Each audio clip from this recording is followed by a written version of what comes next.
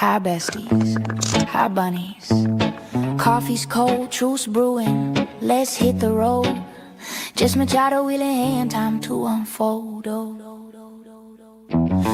light breaks, coffee chilling in my grip. Hi besties, hi bunnies, join the trip. Cruising mass highway, spilling secrets for hours. 1 to 3 deep, no holds barred, owning our power. Squad's got my back, riding waves through the storm. Besties and bunnies, keeping it warm. Got that wild spark, singing random and free. Keeping the vibe alive, just you and me. Trolls creeping in, haters twisting the feet. Weak shots flying, but they can't plant the seed. Jabbing in my style, my fire, my rise. Obsessed in the shadows, watching with jealous eyes. Drama stirrers calling grift, but facts don't lie. While y'all fume, my lights touching the sky. Reddit ghosts lurking, basement critique so low. Keep throwing shade, watch this bunny glow. Meow, meow, meow, meow, meow, meow, meow. Hey. Meow, meow, meow, meow, feel it now. Bunny. Just Machado show, chasing down the real. Besties and bunnies got that unbreakable seal. Meow, meow, meow, meow, trolls fade away. Truth in the air, lighting up the day. After dark or dawn's first gleam, we claim the throne. Jess is rolling, meow, if you're in the zone. Meow. Love to my besties trolls. See a truth awaits. Just Machado show. Buckle up. Meow, meow, meow, meow, meow, meow, meow. Meow, meow, meow, meow. Feel it now. Meow, meow, meow, meow, meow, meow, meow. Meow, meow, meow, meow. Feel it now. Meow, meow, meow, meow, meow, meow. Meow, meow, meow, meow. Feel it now. Meow, meow, meow, meow, meow, meow. Meow, meow, meow, meow. Bunnies.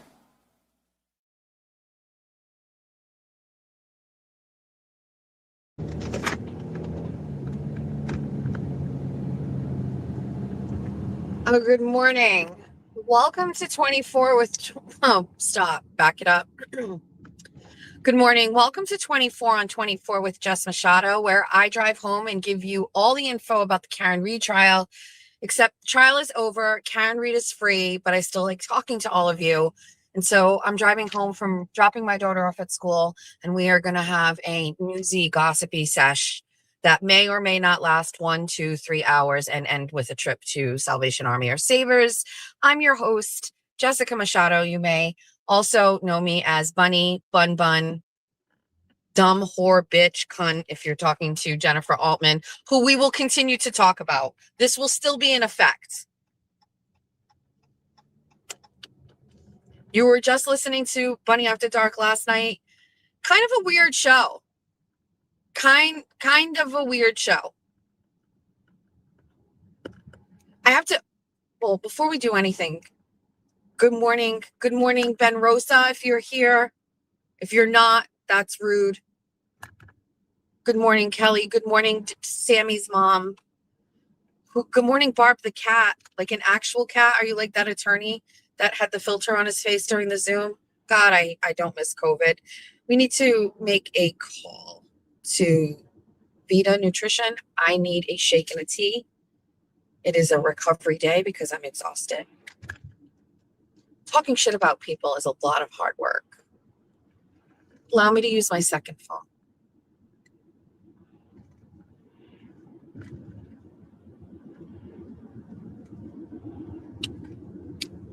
Oh my God, they're not answering. Fucking kill me. Are they not even open? I'm gonna die. There's just no way that the day that I need a shake and a tea, they're not open. Oh my God, they're not open. Are you fucking kidding me?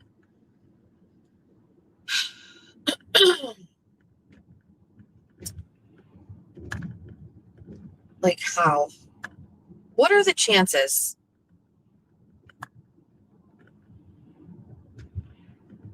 It's not who is it? I'm calling Vita Nutrition because I wanted to order a shake and a tea.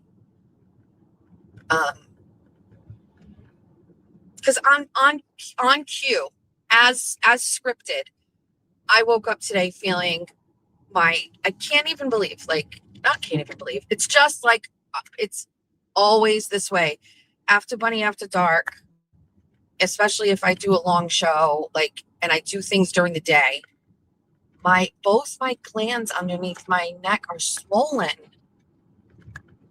Oh, also the gland at the back of my head is also swollen.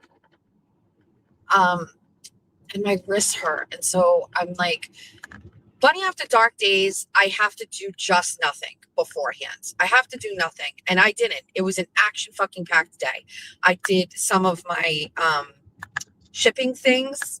And then I went to go and see oh my God, I just realized I have fucking lunch today. Oh my God. Resisting the urge to cancel. Resisting the urge to cancel. Fuck. If I have Bunny After Dark, nothing for nothing. I just need to. Oh my fuck! Are you guys okay? You're on the floor. Shit. I'm on a road where I can't pull over. You're just gonna have to wait.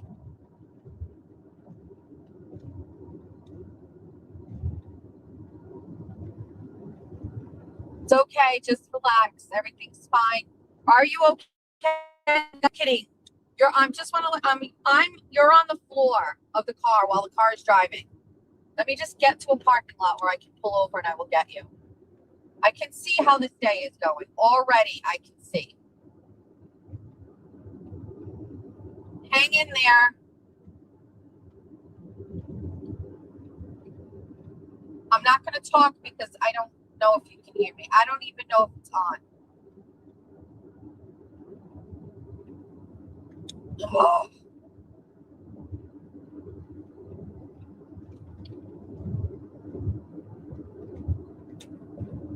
Of course, I am on like the one strip of this road, County Street, where there is one spot to pull over.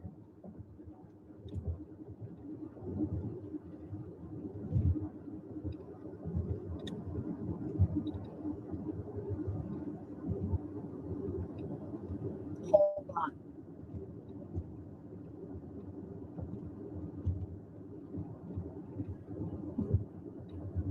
Jesus.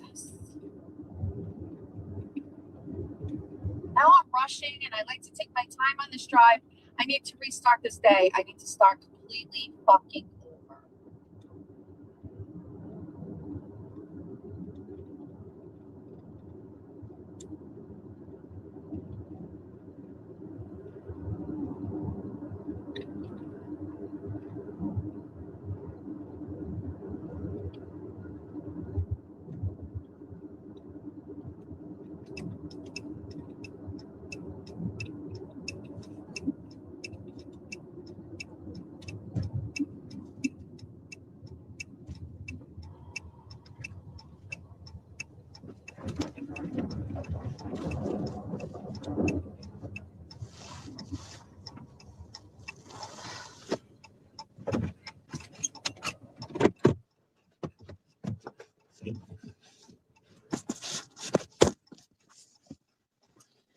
You guys were literally completely under the seat. Are you all still here? I dropped you. I'm sorry. Everything's fucked up right now. This carpet is gross. You guys are funny. Don't worry, you're all okay.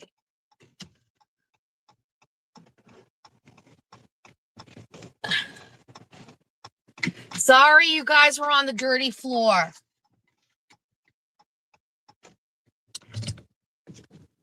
That must have felt comfortable for you, gentlemen. Trash bag. We're going all in on the gentleman stuff, by the way. I'm tired of playing like this. Oh, she hurt my feelings. No, we're going all in on this. You've been fucking dishing it out. There's no way. You want to use the victim mentality. We're gonna embrace that. Okay, I have lunch today with my friend Seth, who is running for district attorney in Bristol County. And we have not like reconnected. And we talk, but we haven't seen each other. So we're supposed to have lunch today at noon. I will most likely uphold that agreement because he's a busy guy and canceling is rude. But also, oh my God. So anyway, I had too much going on yesterday.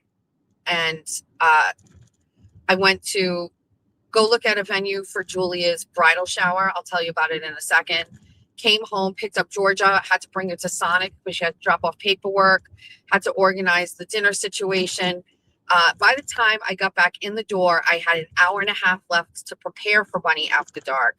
I always go into it where I don't need to prepare because some of the best shows come from not having any schedule or anything. But I wasn't even really like dressed. I had to do my hair and makeup, and I cut it very, very, very close. And so then there's that second thing that happened, which I'm trying to figure out exactly why or what happened. To be very honest with you, I went live, and as you know, like if you're watching on YouTube, you can see like how many people are in the chat, right? And then on StreamYard, it puts up in the corner how many people are watching. And that's usually higher than what you see on YouTube because it's whatever platforms somebody is watching, it does. I don't know why, but my number wasn't in the corner, right? And I felt as if there wasn't anybody watching. And two things happened. One, I felt, is something wrong? Like, am I not on a platform? But I looked, I was. And then two, like nobody wants to watch Bunny After Dark. That sucks. And so I had, like, it was kind of a little demoralizing in the beginning because one of the things that make you want to do this is like chat, you know what I mean? Like you want to see people there. And I couldn't see it. It popped up later on, but the number was very, very low. When I ended, I always do the same thing. I go downstairs, I eat something, I clean up, and then I get into bed, and then I go to replay just because I want to look at comments and things. I fully expected there to be like literally like 1,000 views. I was very stressed out, but I was more or less wondering like what I did wrong, you know, that I would have to adjust. And when I got on, there was like 6,500 views, and I'm going, well, why didn't that show up while I was doing it? And I don't know if it's something with StreamYard, something I did wrong. I'm not really sure, but I think it added to like my like kind of like laid back vibe or whatever, but it changed a little bit towards the end, and I'll get into that in a minute. I'll just get into it now. So, and we may have to take a little bit of a longer drive because I would like a fucking shake and a tea. We're going to drive to Vita and see if they're open. If they're not, we're going to drive to the other one on the other side of town. Good morning. First and foremost, are there any changes in the Guthrie case? Is Flourish Nutrition the one on the other side of town? The one down near the record store? Because that's where I'll be heading if Vita is closed. I'm slumming it this morning. I don't want to hang around inside and talk on my live with you guys while I'm waiting for my shake and tea to be made. I wanted to call in ahead, have it ready, get out, get it, then get back in the car and chit chat. So whatever. It is what it is. Of course, the one fucking day that I want a shake and a tea, Vita is closed, I guess. I don't know. Okay, it's on Wilbur. I'm most likely headed there. They found the black gloves, and they most likely know what kind. This is, I mean, at this point now, I'm less concerned about who it is. It's probably an absolute fucking nobody. My thing is this woman still alive? Is this woman still alive? This sounds like it was a kidnapping. So why would you kill the person? Why wouldn't you just get the money and then give her back in a true kidnap style? I just hear another day of this. How is this going to continue? What's it going to be? I don't know how it's going to end.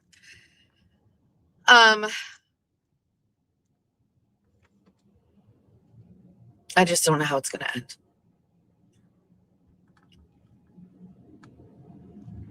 Hold on, we're coming up on. Nancy's Bakery is open. We can go and get a bunch of fucking. They're fucking closed. Fuck off. Ugh. Hold on. We're going to call Flourish. Ugh. Things are just hard today.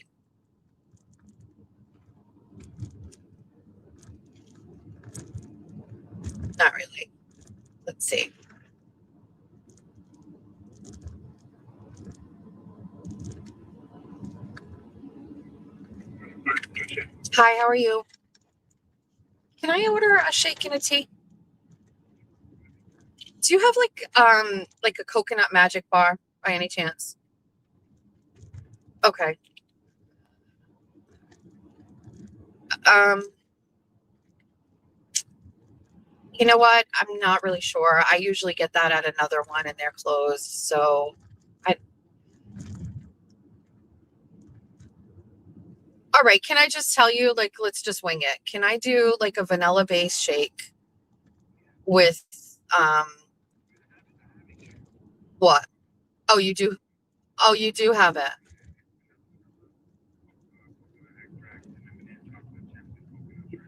Yes. Can you add to that almonds?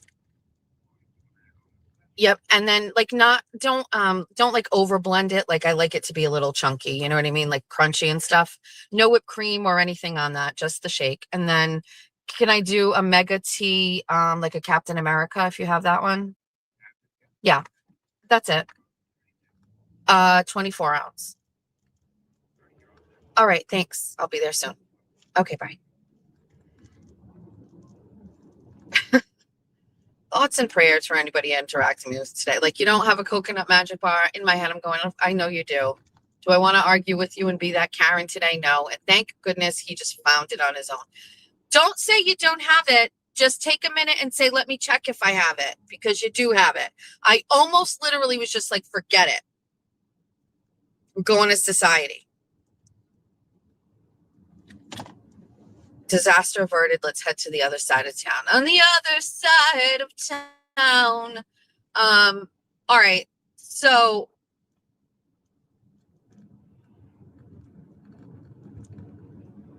last night oh gosh, hold. Thank you. Because I know you're all say God bless. So last night, while I'm on the show, which is mediocre, but I love it all anyway, it doesn't matter. And you know what? I want to check my views to make sure everything is okay with that. Let's go check it. So last night I'm on the show and I get a text message from Aiden, which, I guess I'm not supposed to say because that's like bragging. That's like clout. Like, Jen Altman, I know how much you hate when I say, like, oh my God, I got a text from Aiden. Well, I did get a text from Aiden. And he was basically telling me that he and Jason Broyles were having it out. And, oh, yeah, we're good. We had 8,500 views of Bunny After Dark. What the fuck happened last night? I thought nobody was watching. It's sad face Jessica on. There's 8,500 views. The fuck? Something was wrong. Everything's fine. Everybody still likes. So he's messaging me and he's like, you're not going to believe this. Like, are you aware? Like, he hadn't told me. I'm not paying attention. So he's like, Phil, I got to the part where Jason admits that he is or has been recording all of his conversations with Aiden. And I'm like, holy fucking shit. Now, not the part about recording the conversations, because again, in my mind, if you're Aiden Carney, things get recorded, right? Like, you need to have some sort of like security blankets here and there. It was more or less about the fact that Jason Broyles, a nobody from Connecticut, has been a confidant of his ex-girlfriends this whole time. And when that person finally flips and is just like, whatever, that's scary because he's had access. It would be no different than like when like Meredith flipped on him or Jen Altman is now flipped on him. He allows people to get into the inner circle and these people are flipping on him. And that is a whole new set or pocket of anxiety factors that are now going to be coming into play, because no doubt he has talked to Jason Broyles about many things and those things have been recorded. And Aiden is now putting himself in a position again where he's going to have to deal with like fucking shrapnel and shit. It just, it sucks. It sucks. Now,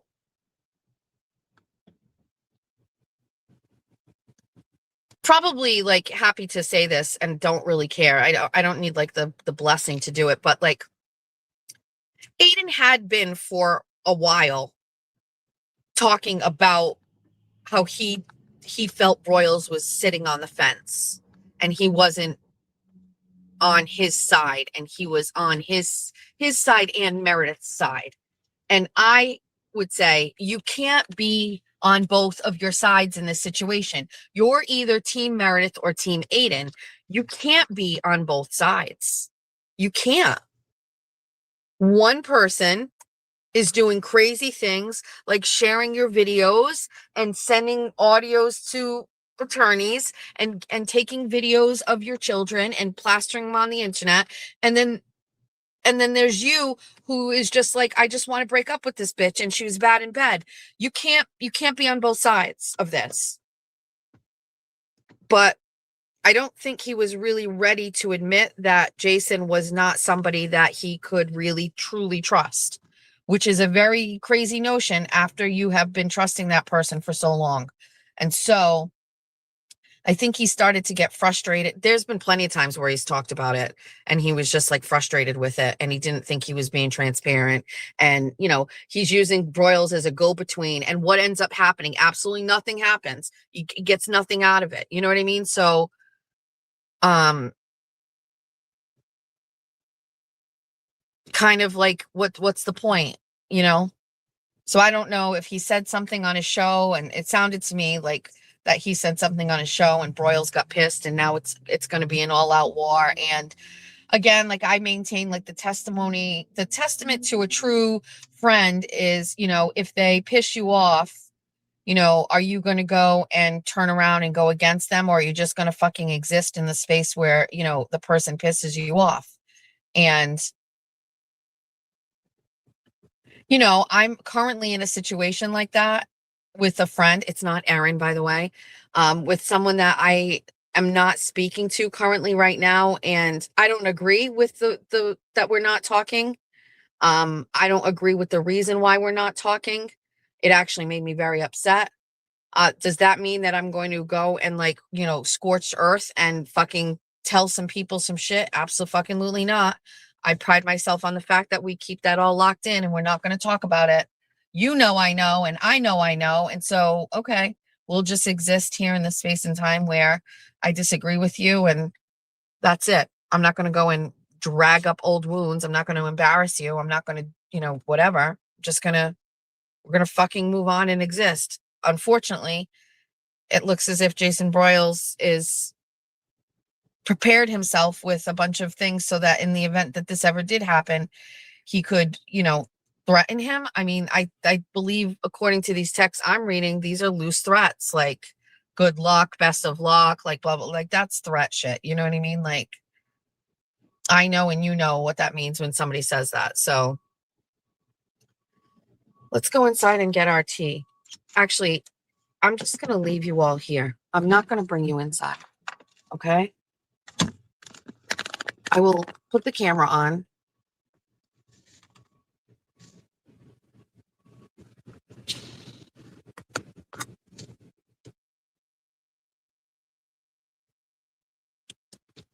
Hi, good morning. Mousy, mousy, mouse, mouse, mousy, mouse, mouse. I'm going to go inside. I'm going to get my tea. I'm going to leave you all here to talk amongst yourselves. I am not going to leave the car running because Jeffrey would be mad, but I'll be right back.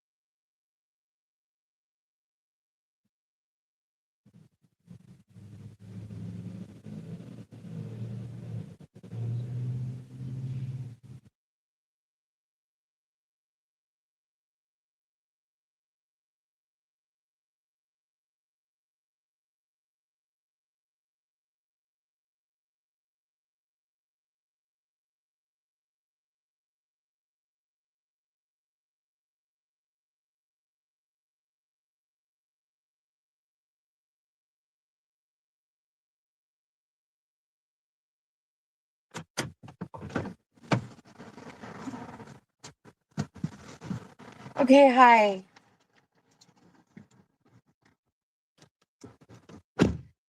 I'm back.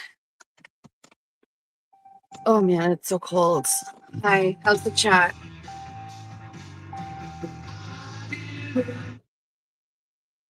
Hi. Not supposed to leave your kids in the car. I'm sorry. Here's my shake. Here's my tea. It's just gonna make everything better.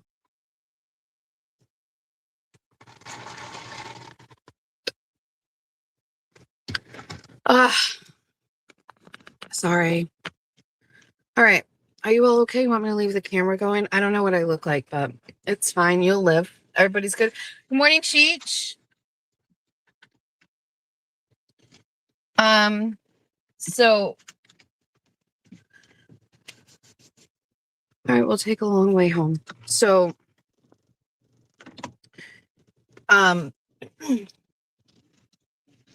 so the situation with Broyles, I mean, I don't even really know if anything's happened since we were live. I have no idea.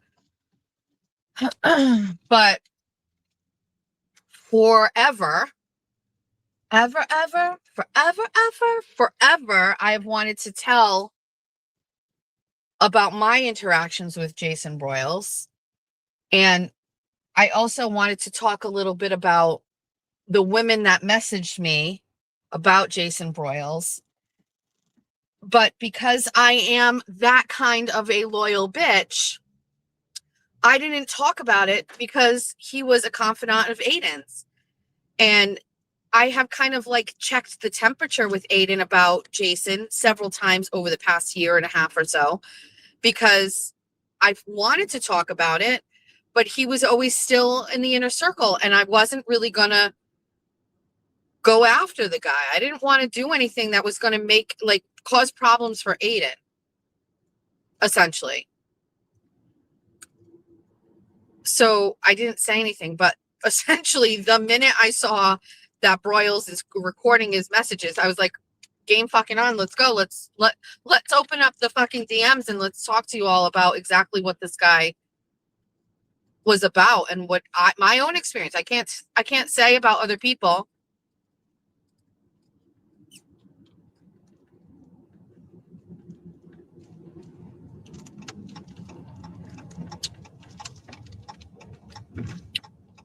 Oh, something not quite right with this, but beggars can't be choosers.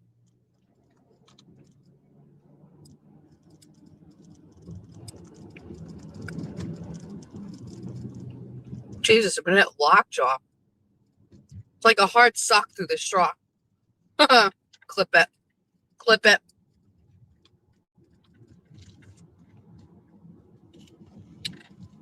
Anyway, I was like, let me tell you about my experience. And I opened up my DMs from him, and you all got to see what it's like dealing with Jason Broyles in your inbox. And I've always maintained that I feel like this is moving around a lot. So if it's too distracting, we'll shut the camera off. But so listen, I'm going to be 50, and I'm sure women of my age really know exactly what I'm talking about. Somebody said it last night. We all know the type. We do. And there are men who will, first of all, they start off with the compliments. Okay. I'm big a fan of yours. I always love what you do. I'm a supporter of yours, blah, blah, blah, blah, blah. I think you're great at everything you do. And all I'm going to say is if you are any less confident in life than I am, and you are thirsty for attention, or you are not validated, or you don't feel like you are good at anything, messages like that do something to your fucking chemical fucking makeup. That will make you feel like this person is like safe, good. You should talk to them. That feels good. Like, unfortunately for Jason Broyles, he doesn't know me, and he didn't know me at the time. And he has no idea that I don't need validation from anybody in my life, including a stranger from Connecticut, where those things have any like impact on me whatsoever. It's actually a red flag. Like, you don't know me. I don't need you to fucking tell me over and over again how much you like me and my work and shit. I don't fucking care. One time will do. I'm a fan. I like your work. Good job. But as you heard, he was constantly fluffing me up. I have a lot of respect for you. You're one of the only people I'm going to tell about. Sure. Right? Sure. And then everything is kind of copacetic. Everything is, listen, he's saying all these things, but there's no back and forth. There's plenty of times where I'm not responding. I'm being polite. Again, treating somebody with kindness while having an interaction, fine, right? But I made a critical mistake. I saw a post on Facebook, and if you haven't heard about this and you didn't watch Bunny After Dark last night, you'll know once you watch it. But I made a critical mistake. At some point, there was a post going around, and I don't remember who posted it, but somebody basically said that Jason Broyles like had an affair with a crack whore. And I was like, is that true? Like, is this who we're dealing with here? Like, having an affair on your wife at a midlife crisis is one thing. Having an affair with a crack whore is a little different. Right? Am I right? So rather than like, whatever, I was, for my own peace of mind, I was like, I'm going to go right to the source and I'm going to ask him. And I was like, I kind of need to know, like, is this true? And I'm not really sure what I was going to do with it, but it probably would have like deepened my whole, like, Aiden, stop fucking talking to this guy shit, right? Whatever. Why are you pulling out like that? It's scaring the shit out of me. So I inboxed him and I was like, I just kind of want to know, right? And that is a critical error. It was a critical error because after that, he interpreted me asking him about an affair he had with a drug addict, opened the doors for him to talk to me about porn, blowjobs, and all of the things. If you didn't hear the messages, well, I guess I could. I don't know if I have the app on my phone, so I don't know if I'll be able to see it, but I can tell you that there were many attempts at escalating the situation by talking about sex. He even went so far as to say, it's weird we're bonding over this. We weren't bonding, you fucking creepy weirdo. You're a creep and a weirdo. And it's very off-putting and very uncomfortable for even somebody like me, who I would consider to be an older broad who, like, has gone through it. I've had guys hitting on me my whole life, Jen. My whole life, men have hit on me. Because while I'm a little chunky now, and by the way, I'm still on my weight loss journey, thank you very much. I have at times been, I was one of the prettiest girls around. I was the prettiest girl with a flat tummy and a big thick ass. And this face. So I'm constantly getting hit on by men. I know what it's like. I've been around. I know how it goes. All of you have. Everybody has been hit on by guys. This guy is a fucking creep. If I wanted to, and man, do I have regrets. But if I wanted to, I could have fucking escalated that easily. I could have reciprocated. I could have definitely tested the waters to see how that went. I could have gone, oh my God, listen, do I have your word? If we text like this, do I have your word that you're not going to come back and tell my husband, I don't really know you, but I feel like I know you. Like, I could have taken that so fucking far and gotten so much fucking dirt on him. Why didn't I play the long game with this? Why, Jessica? Why?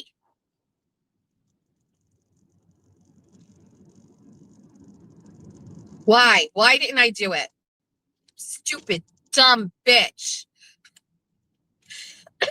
Why did this make me cough? So many mistakes made this morning. Yes, my nickname is 60 Grit. You know what that's about. You know what that's for. That's for you, Jen, because of your dry vagina. And it's like 60 Grit sandpaper.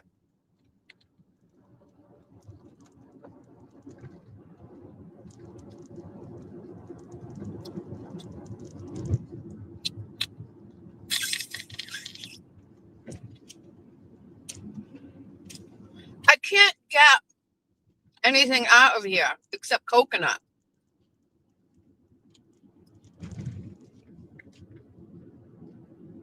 $60 grit almond. Do you guys understand how much I enjoy knowing that it's a Wednesday night and Jen Altman is home with her newlywed husband and she's hate listening to me the whole time? Not even like I'm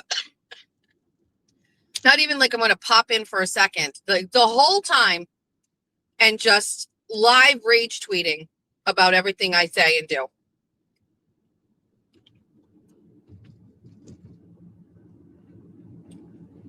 Crazy. So weird, huh?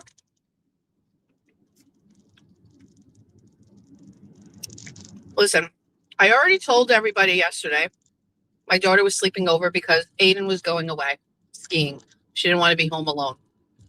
Then when Julia got to my house, she was like, I don't want anybody to know, for safety reasons, that nobody was at the house. And I was like, your house is surrounded by cameras. You have tenants. Your house is fine, right? Okay. Not because she didn't want anybody to think that she was like with her mommy or whatever. That's not the case. Jen Altman finds there's an opportunity to shame me about that and what kind of parent I am and blah, blah, fucking blah. Jen, you're in those parent groups, right? And you're writing all this shit about your son in there in public forums talking about your kid. I have all of them. I'm sure he doesn't appreciate that shit.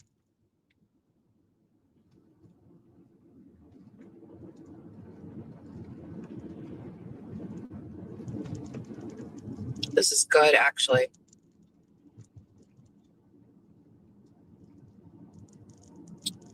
This is kind of good.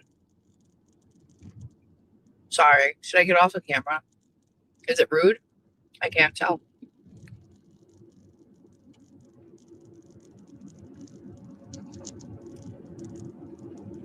I desperately want to cancel my lunch date with Seth today.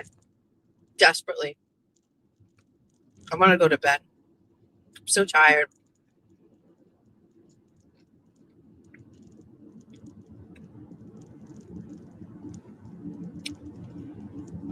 Well, I don't know what's going to happen in this story with Jason Broyles. I suspect it's going to get worse for Aiden and for everybody. With that being said, as with like the Savannah Guthrie situation and her mom, right? There will be an end eventually. And the end to this scenario is that Aiden Carney will not be in jail. He will continue to reign supreme as the independent journalists of our generation. And these people will be insignificant. And eventually, over time, they will be people we talk about. Do you remember in the olden days where Jen Altman, she turned her alliance from Aiden to the 5150? I remember when Jason Broyles said he recorded all his conversations. These will be people we won't be talking, they won't be around anymore, and they'll just be part of the lore. And for some of them, these things these are big parts of their lives and their personalities. Jason Broyles really fucking gets off on being like the big man on campus in the Turtle Boy story. Jen Altman really, really, really, really, really, really, really loved that wrench. She really, really, really, really, really, really, really loved being an Aiden confidant. It is her whole identity. She loved all of it. And so when this is all said and done, when the fire is out, when there's nothing but ash, they won't be here. How long do we have to wait? I don't know. I hope it's a moderate amount of time. But eventually, they will not be a part of this. It'll be lore. It'll be memories. Memories. All alone in the moonlight. That's not the lyrics. I know. I just don't know. I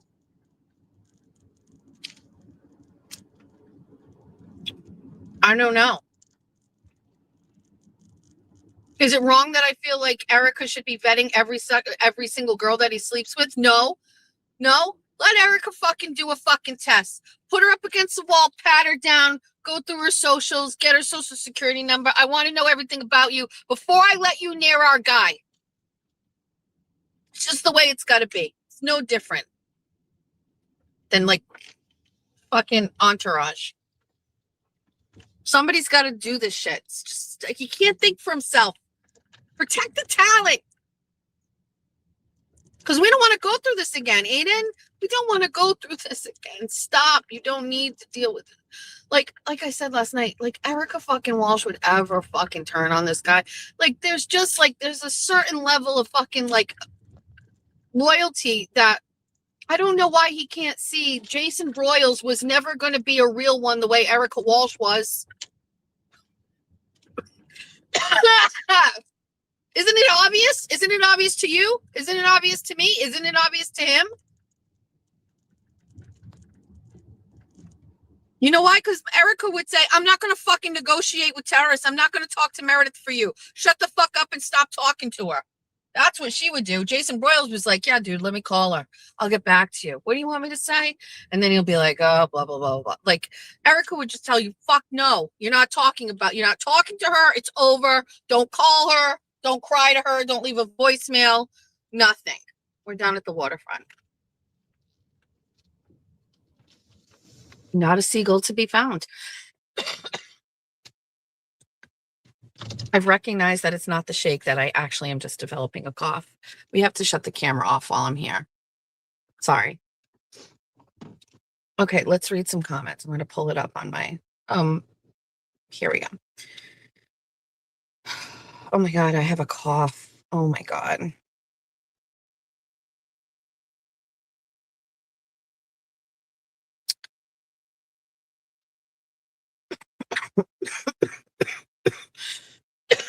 No. No. 60 grit equals rough, not necessarily dry. I think popcorn fart is far better. I don't like the word fart. So therefore, I cannot use that word. What's going on in spaces last night? Sounds like Barry Lewis shouting at Erica Walsh. Barry has been traumatized by Nan Gallagher, and I give Barry a free pass. He is a wounded animal. He has been deceived. He has been catfished. He was in love with Nan. She was fucking with him.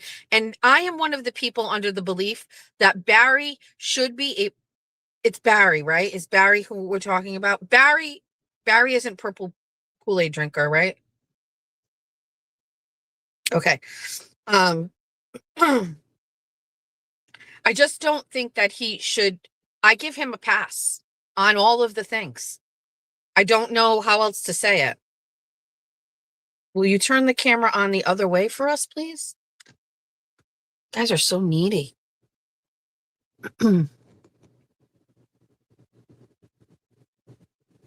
That's what I see. I'm facing the other direction today.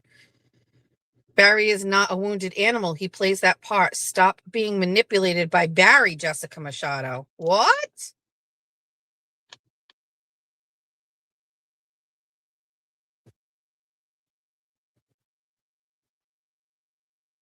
Good morning.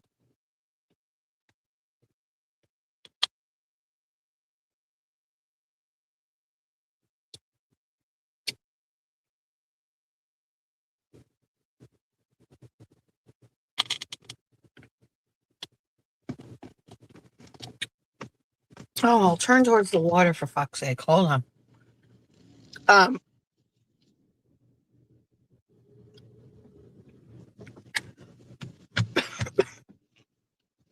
Dude, if I have a cough, oh my God.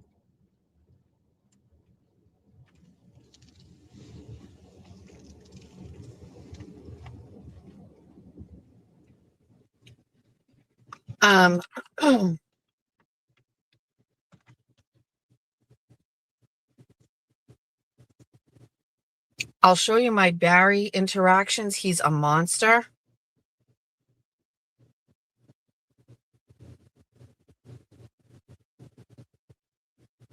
Jason Broyles is not the calling all beings guy. Jason Broyles is the HW on your case, not Holly Walbreck person.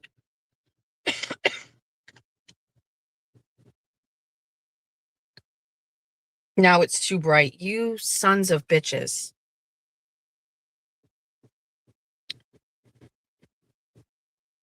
You're welcome, Noodles Mama. Jess is to Barry like Aiden was to Broyles. What do you... Okay, Mr. Monk's understudy. Listen, don't say shit that's going to piss me off. Just so we know. I don't talk to Barry. Barry sends me 1,000 DMs a day. I feel like he's a caged animal. I let him say what he wants to me. I don't block him. I don't interact with him. I don't actively support him. But based on what he has told me, he is really kind of crashing out over Nan fucking deceiving him. Nan told him she was in love with him. They were going to be together. They were going to move together. They were fucking sexting together. She was asking him to jerk off to her pictures, her naked pictures. Like, some people handle this shit in a different way. Anything beyond that, you want to inbox me with all of your shit about him? Go ahead, but I don't know anything about that. I'm just telling you what I know. And that's a fucking insult, Mr. Monk's understudy, that he is like the Broyles situation. What are you talking?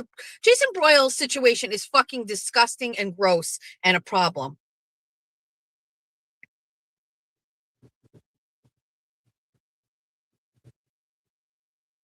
I don't like that. This is, you're supposed to be one of us here. I'm not saying that I can't deal with like criticism or whatever, but that's like shots fired. So I'm not happy with that.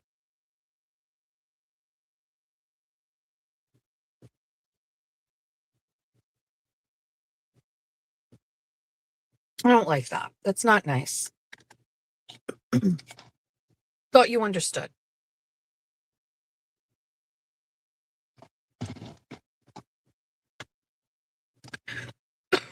I don't know who Jenny Cochran is.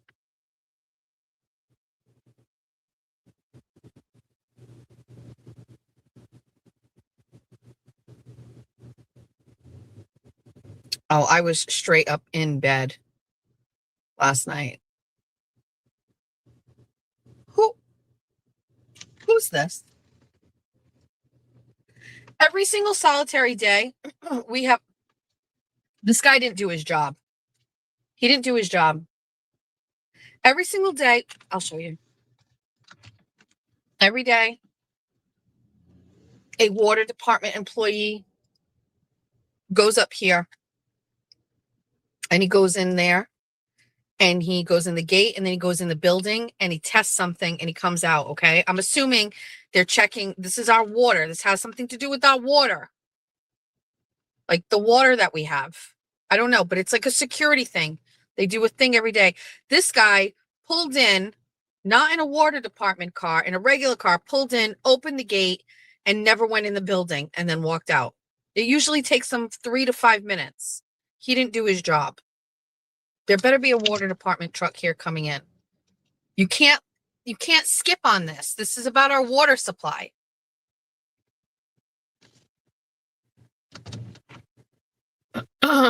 I feel like I need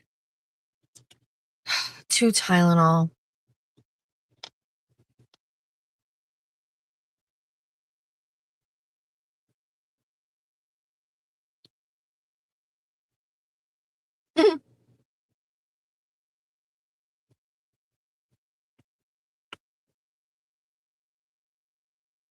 I should do the job here there anyway. It's true. I'm always very paranoid about our water supply. It's very on brand for me.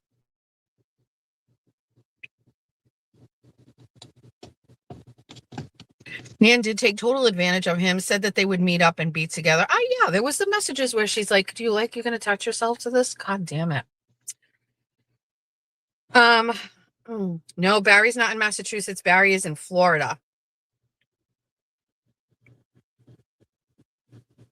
Jess, if your glands are swollen, wouldn't ibuprofen? Probably. Yes. I'm just run down. That's it. I don't know what else to say. Nan took advantage of Barry's mental illness. No, she has low self-esteem and was able to talk to someone, a stranger on the internet, and she got in deep and then didn't realize exactly what she was dealing with, which is somebody that was actually going to want to like be in a relationship with her.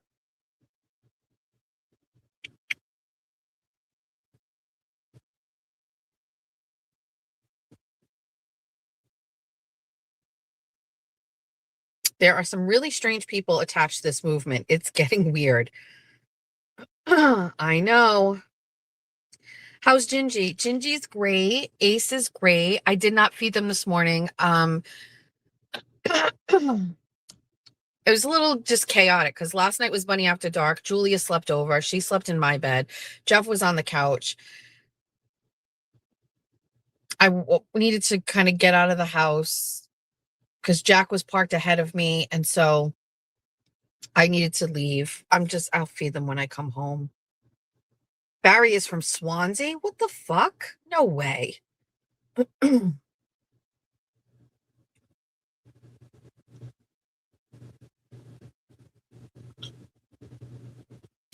Mr. Monk's understudy. Okay. What did he do to you to say the words monster? He hasn't treated me like a monster, so I don't know what you're talking about.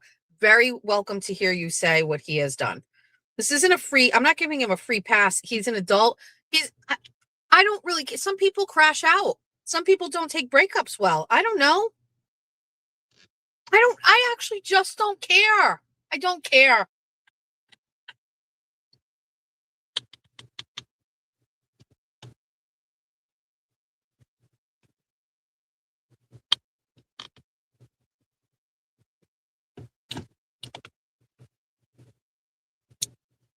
All right, let's divert from the chat for a second. Oh my God, I need a hot tea. Need a hot tea. I do have an app on my phone, my new phone. Oh no, it wants me to put in my passcode. I don't know for messages. All right, let's see.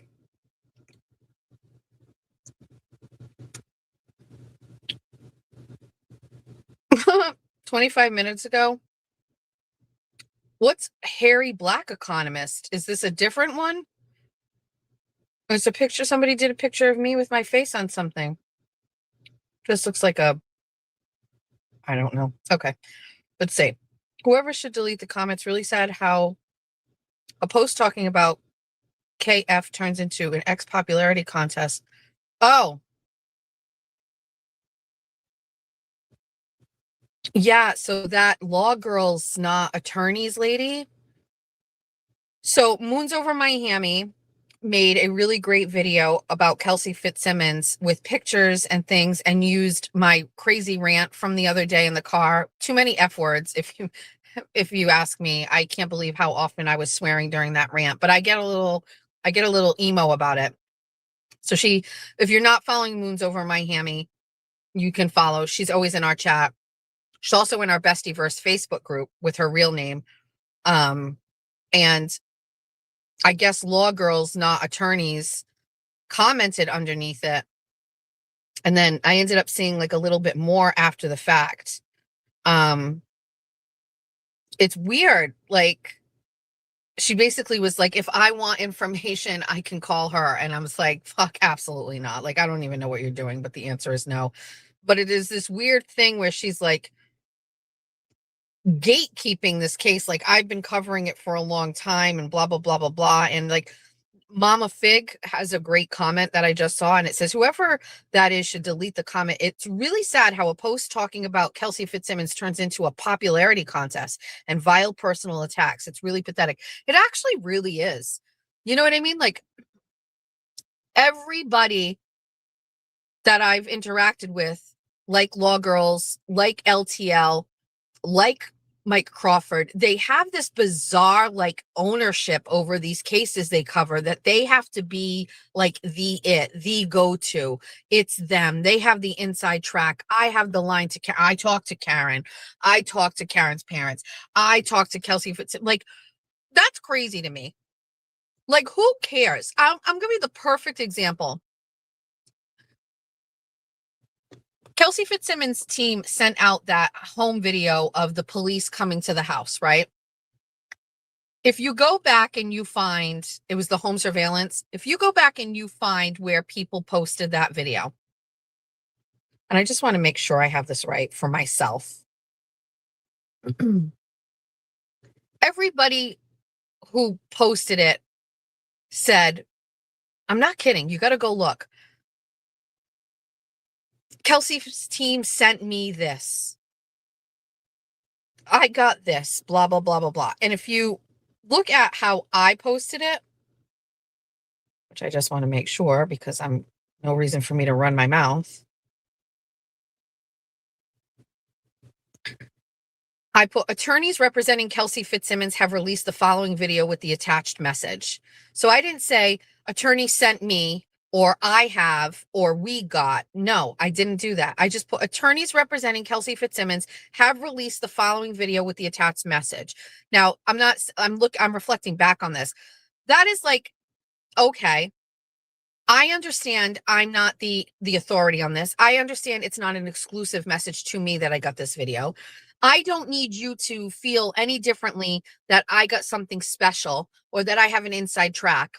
I just posted that the attorneys representing Kelsey Fitzsimmons released the following video. But if you go to, because this is actually important, these subtleties, I think, really kind of like,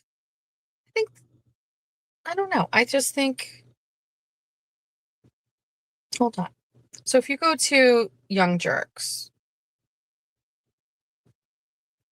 I don't know how easy it is going to be to find. Let's go to media. View posts. Go to media. Let's go to the video, wherever it may be. Did he post it? I know he did. Okay.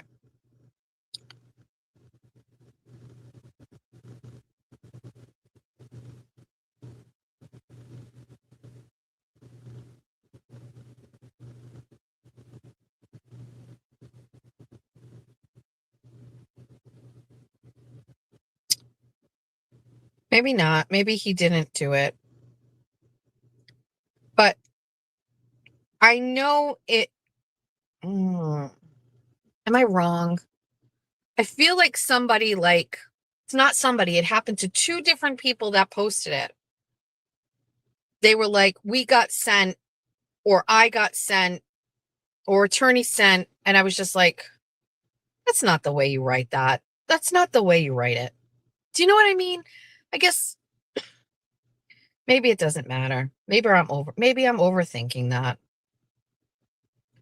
Sorry. I'm dumb. I didn't get it right. I can't see because they have me blocked or whatever, so I don't get an opportunity to like click on it and see it. Maybe I've just got it wrong. I'll take the L on that. I just felt like I saw it and that it wasn't done right. And it was just more of like a braggy situation thing or whatever. You know what I mean? I don't know. Forget it. I'm wrong. Let's see.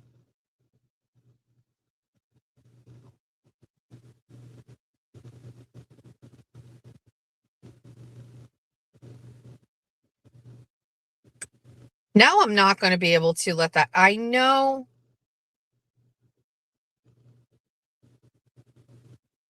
Oh, well, I'm just going to move on. I'll move on from it. Can we, while we're at it, just check Savannah Guthrie's mom, Nancy Guthrie?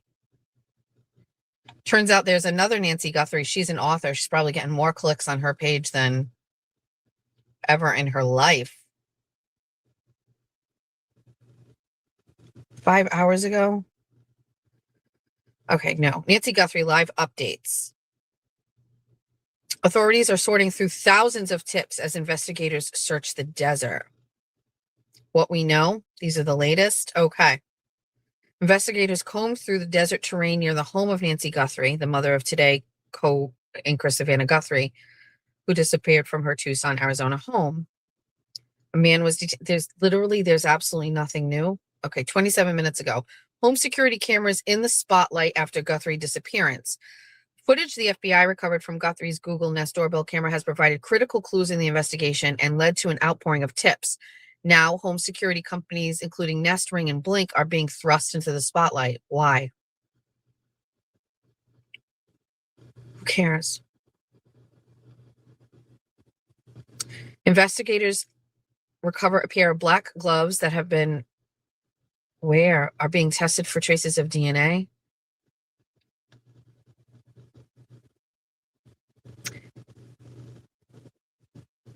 It's also been reported residents in the Catalina foothills where Guthrie lives have been asked to provide investigators with any doorbell camera footage between 9:30 a.m. and the need for this is, I guess my question is, I'm going to be honest with you, like, why are we hearing that today? You know what I mean? Like, why wasn't that like the day after? I don't know. Something sounds weird. God, how is this going to end? It's been a week since the last news briefing. It's been 1 week since you looked at me. Oh God. Detained man said he felt like I was being kidnapped. Sir, read the room. You don't have anything to worry about if you didn't do anything. No wrong person is going to get framed for this. Trust me. I don't know. I don't know what's going on. I don't know what's happening. I don't understand how this is continuing to go on. It's sus. Sus.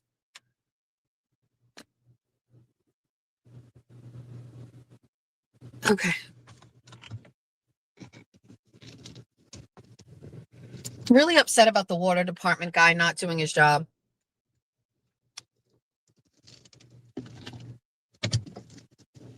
I'm really upset that I have a sore throat. I'm really upset that I have lunch.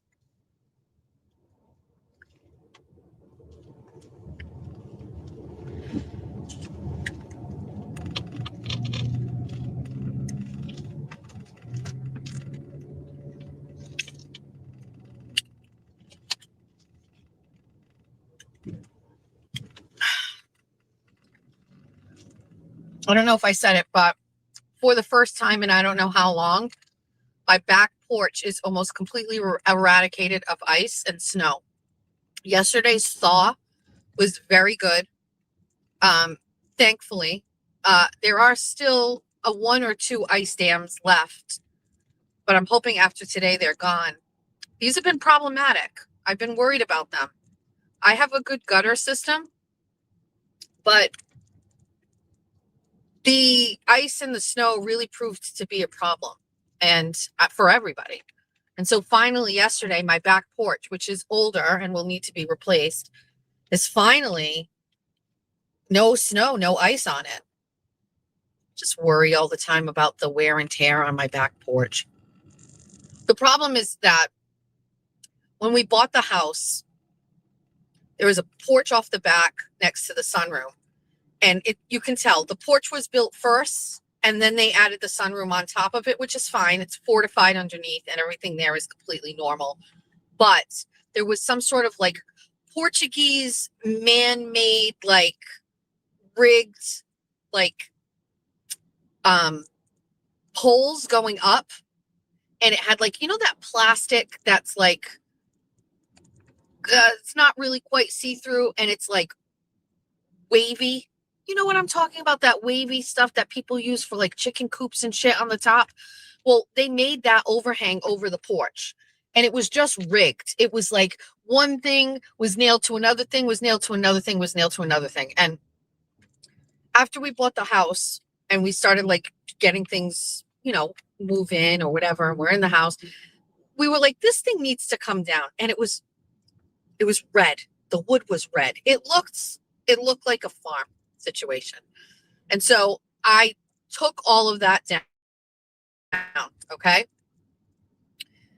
but it somehow, some way made the actual bottom of the deck, like the railings and the railing on the side of the stairs, somehow less secure. These railings were somehow attached to these other poles, and when I took those other poles down, these things are whatever. As a result, the bottom of the part where you walk has shifted a little bit. Now, this past summer, we had a graduation party for Jack, and I said, we've got to make some sort of like, we have to secure this a little bit. And we figured out how to do it, and we did it, but it's just a temporary solution. And so it is on my long list of agenda items to fix this side porch. But in the meantime, as the snow and the ice and these ice dams were happening, I felt like one more storm was really just going to take the deck down. It's like something's going to happen to it. And also it was like not stained, and so the wood wasn't treated. And so I think, you know, it's going to just eventually over time not be good. You know what I mean?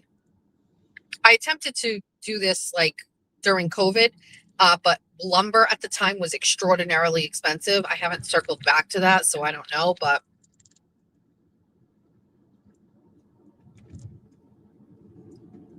I'm not sure. Also,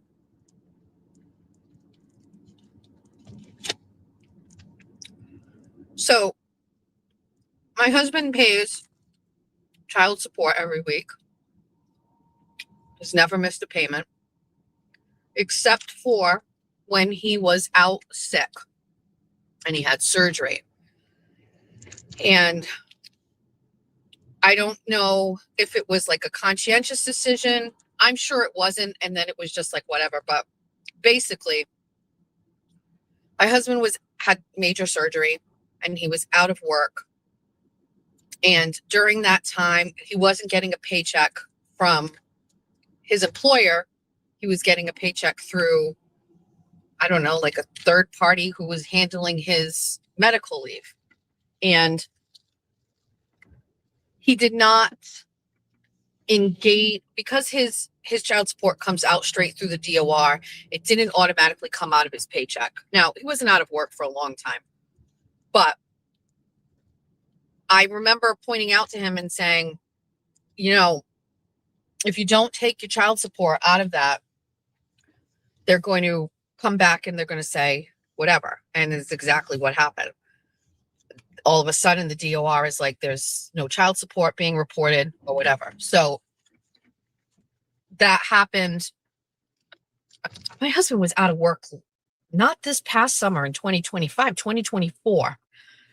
And I think the total number of weeks that it wasn't a lot. I can tell you it was less than 10 weeks. I know that. And I'm thinking it was like 5 weeks. And so essentially what happened was the DOR called him and he was like, yeah, I was on disability. I was getting less of a paycheck. It was only like a certain percentage of my check or whatever. And so they made a plan and my husband was paying extra money each week to pay it off. And, you know, out of sight, out of mind, my husband was just like, whatever, just take the money out. And I think it was like $50 extra a week to pay off the arrears, which was nothing really substantial. And I'm just saying, for me, like if this were me, I'd be checking my paycheck every week, making sure the money was coming out, kind of doing a visual adding up in my head. Okay, this is how much I owed after so many weeks. This is whatever, blah, blah, blah, blah, blah. I don't know. It's not my paycheck. I don't look at it. Last week, my husband, I think I was with you guys. I opened my mail because we were still on the phone chatting, and my husband got a check from the DOR for it said an overpayment. And I instantly was like, how is this possible? This is a little weird. DOR doesn't give you money back ever. Okay.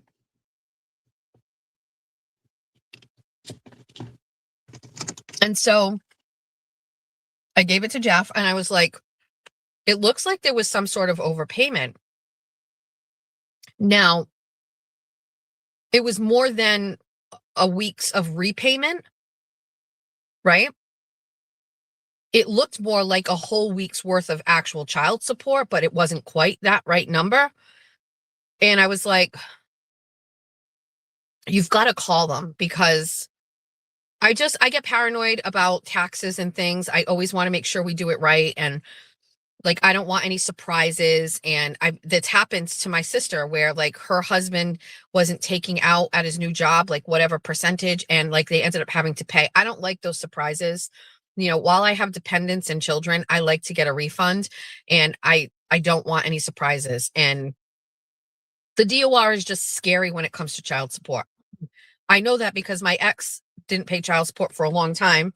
And then there's stuff with your license and shit like that. It wasn't that kind of a situation, but I'm paranoid. So I said, you need to call. So I handed him the check. And I said, I wouldn't cash it until you know it's legit. Like, it's a legit check, but don't cash it until you know that this is a legit overpayment. Like, maybe they made a mistake. I don't know what the fuck is going on. Apparently, that urgency did not translate to my husband. He really didn't care. He took the check and he put it in his cabinet and didn't cash it, didn't call on it, and it's just been sitting there for a week or whatever.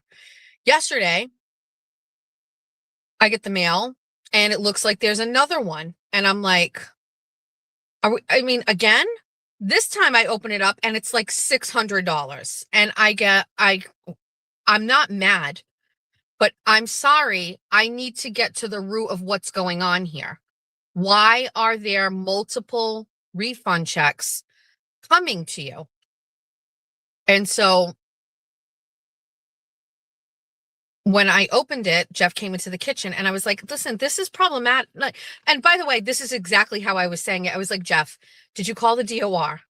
And he's like, no, why? I said, well, because you got another refund check. And he's like, okay. And I went, well, this is sus. This is sus. Like, why is this here? The DOR doesn't give you any money back. And he's like, I don't fucking know. And I was like, what if there's an issue with like your ex, and like maybe she has a debit card that it's attached to, and the debit card canceled and she's not getting the money, and then they're going to, like, this money actually does go to her. And he's like, that's not what's happening. And I was like, this is a lot of money. And he's like, okay. And I was like, they have an expiration date on them. It's 180 days, but still, you can't keep them in your cabinet forever. You need to find out. And he's like, okay, maybe I overpaid.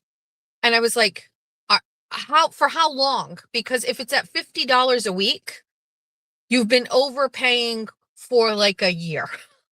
Are you still getting this money taken out of your paycheck? He's like, I don't know. I said, did you look at your paycheck stub? I don't know. I don't know how to do that.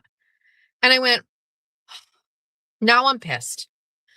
And now I'm like, Jeffrey, can you please just fucking make a phone call and handle this? How do you not know? To me, it sounded like it was a whole week of overpayment, and then it was 3 other weeks of overpayment or whatever. Like, I don't know, but like, what's going on?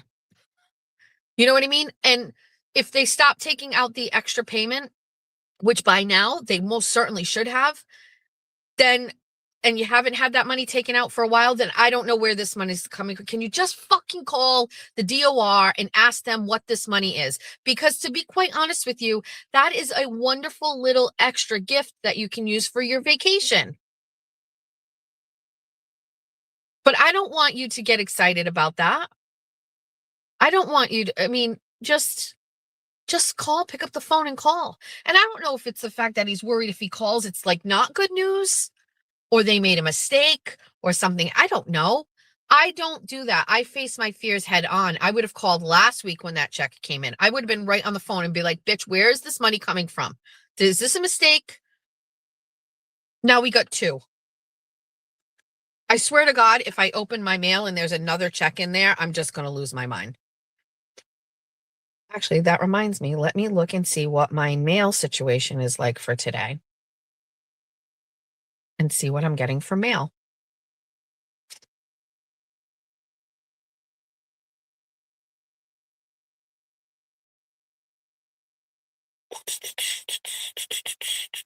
USPS delivery for today. You are getting 5 mail pieces and 2 packages. Oh, am I? Who's sending packages? Oh my God, I have a card from Auntie Deb. I just, it says Auntie Deb and Just Machado. What? No. Oh, I know what's coming today. What is this? This is from my husband's company. Maybe that's something. This is for my mom. And these are 2 like just pieces or whatever. And then there's a package. It's from someone. Shopee.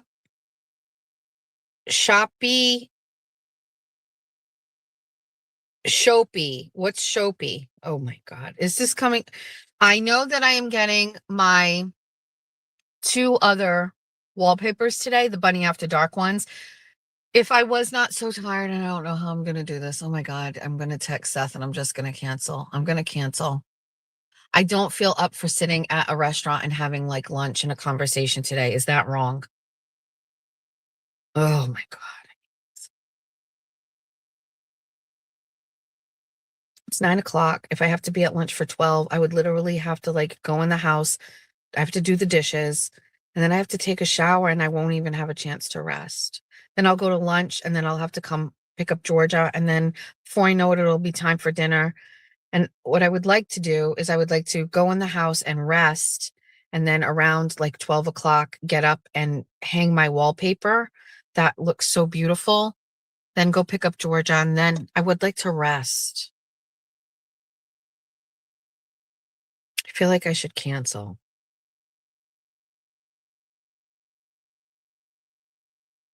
Oh, what should I do? What are you all saying? Cancel now. It's advance notice. It's just like these swollen things right here. It happens every time. And I'm wondering if I'm getting sick with this little bit of a cough. Although I do think I've only been coughing since I had this tea. I think it's the tea situation. Oh, somebody said something about, wait, hold on. I would have already canceled. You will enjoy lunch after you get there. That is true. Have to get on a video call with them, take 5 minutes. They won't send employer new deduction form without arrears until he asks. They will just keep sending refunds. I know because I pulled a Jeff. Oh, wait. Yes, you can. So Amy is telling you all, it's called informed notifications. You can sign up with the United States Postal Service, and every single solitary day when the mail gets to the Somerset branch, it gets scanned into the system and they take a photo of it. It's a black and white photo. And it's just when the mail goes through, it gets scanned. And I get a notification every morning around the same time, like around 7:30. And it tells me what's coming in the mail. You can't see anything specific other than the front of it. You can't see the back. Sometimes, very rarely, it'll say there's additional mail pieces that are not available at this time. But it also tells me whatever is scheduled to come through USPS package wise. And that's at the bottom. And I get this every day. I've been doing it for years. And I like mail. I like mail, as you know, like unboxings. I like mail. And so I like to see what I'm getting every day. But you can sign up online at the United USPS. Can you guys stay here? I'm going to text Seth. It is always it's not even that. My body gets run down when I have when I do quote unquote too much. It's predictable. It's every single solitary time. Yeah, like if I do Bunny After Dark late at night, I know it doesn't seem like it's work, but I am sitting and I'm actively talking for 3-4 hours. And it's past my bedtime. Like I'm already usually in cozy tea mode at that time. And so like there's that. But like if the day preceding it or the day of are busy days, like if I had core or something like that, I get beat. And yesterday I ran a lot of errands. I was out and about, and if so we've done this before. We know exactly what happens. If today was a busy day, say I had a fucking court hearing, like I would be run down. It's why during Karen Reed, I took so much prednisone because I had to stay active and I had to keep going, but my body just breaks down and it can't do it. Sucks.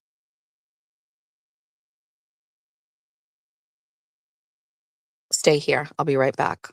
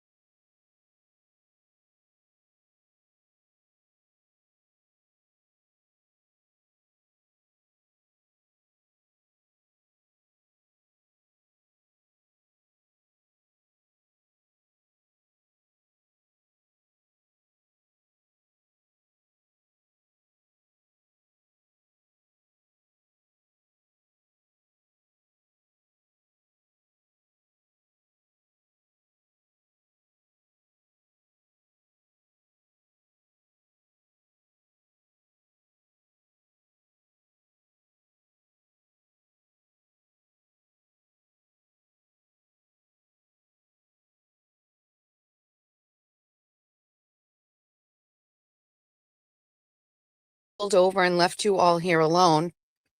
I saw a text message from my best friend Aiden Carney, who said those messages you read from Broyles are terrible or horrible. And yeah, they are. I know he won't remember, but when I called him and I said Broyles was kind of being weird in my inbox, Aiden was like, he's harmless. Maybe I should have read the messages. I'm not a screenshot girly. Some people are. If I had screenshotted it and sent it to him, maybe he would have like paused and been like, probably not. But yeah, he's fucking gross.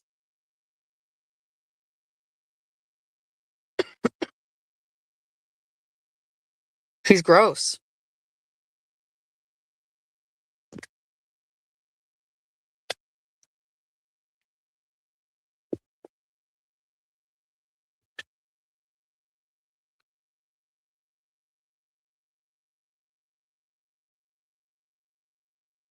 I left you 2 times today. I know it's because I needed to text.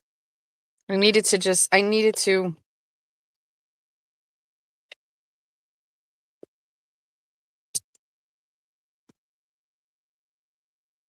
I essentially needed to just like prioritize my health right now. And Seth said, sure, it's absolutely no problem. I'm sorry. I feel better. Oh, TT sending me text messages with pictures. I can't look at those right now, although my interest is peaked. What is TT sending me a screenshot of? Hold on. Let's see if we can get a copy of this because she sent it in Messenger.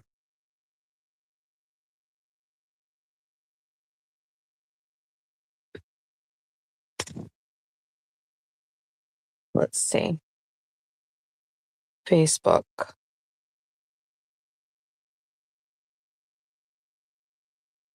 I don't think I'm logged in on this other phone. I'm not. We haven't fixed a casino, a picture of a casino. Maybe it's because we're a little bit older. I'm just going to tell you, like, it's almost true. Like my mom, who's 76, a lot of things about my mom involve her dinner. Like what she's having for dinner, where she's going for dinner with her cousin, what leftovers, is there leftovers for dinner? Like when I make a big dinner, she will always like come into the kitchen and she will have like, what are you making? And I'll always make extra and I'll say, do you have a Tupperware container? And she'll get a Tupperware container and she will take a portion for herself of whatever I made. So if I've made anything, whatever, I always make a little extra. And so my mom will like uh, every what my mother has for dinner is a big part of her day. And I'm assuming at 76 years old, that's pretty standard, right? Um, I'm not saying what else do you have to look forward to, but like that's a big part of your day. For me, at 50, I've officially hit the phase of my life where my health is kind of like something that doesn't just isn't just something that I manage occasionally when something occasionally goes wrong. We're currently in the status where on any given day, I feel some sort of pain or something that I instantly have to figure out the cause or the root of. And like my health is like my thing right now at 50. It is what it is. I'm not saying it ever was before. Whenever I had an issue, I always managed that properly. I was never scared to, go have surgery and have a hysterectomy. Like I was like, let's handle this endometriosis. Let's handle all of these things. Let's get this lupus diagnosis. Let's get, all of the things. I'm okay with it. But it's just at this age, a lot of things revolve around my health. Um, and I don't know if I ever really thought that it would be because I'm not really like a doctor person, you know what I mean? So anyway, there's that. I just saw something here that made me think of something that I wanted to say. Hold on, I'm scrolling up.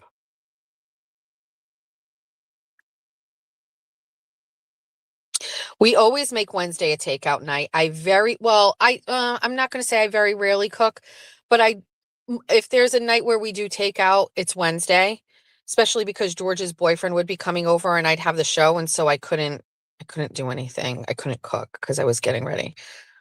What the heck was I just going to say? I saw somebody saying something and I was like, lots of predators infiltrated the movement. Women shouldn't have to be afraid to call out a creep on day one. Well, um, I find it interesting more and more thinking about those messages from Jason Broyles that like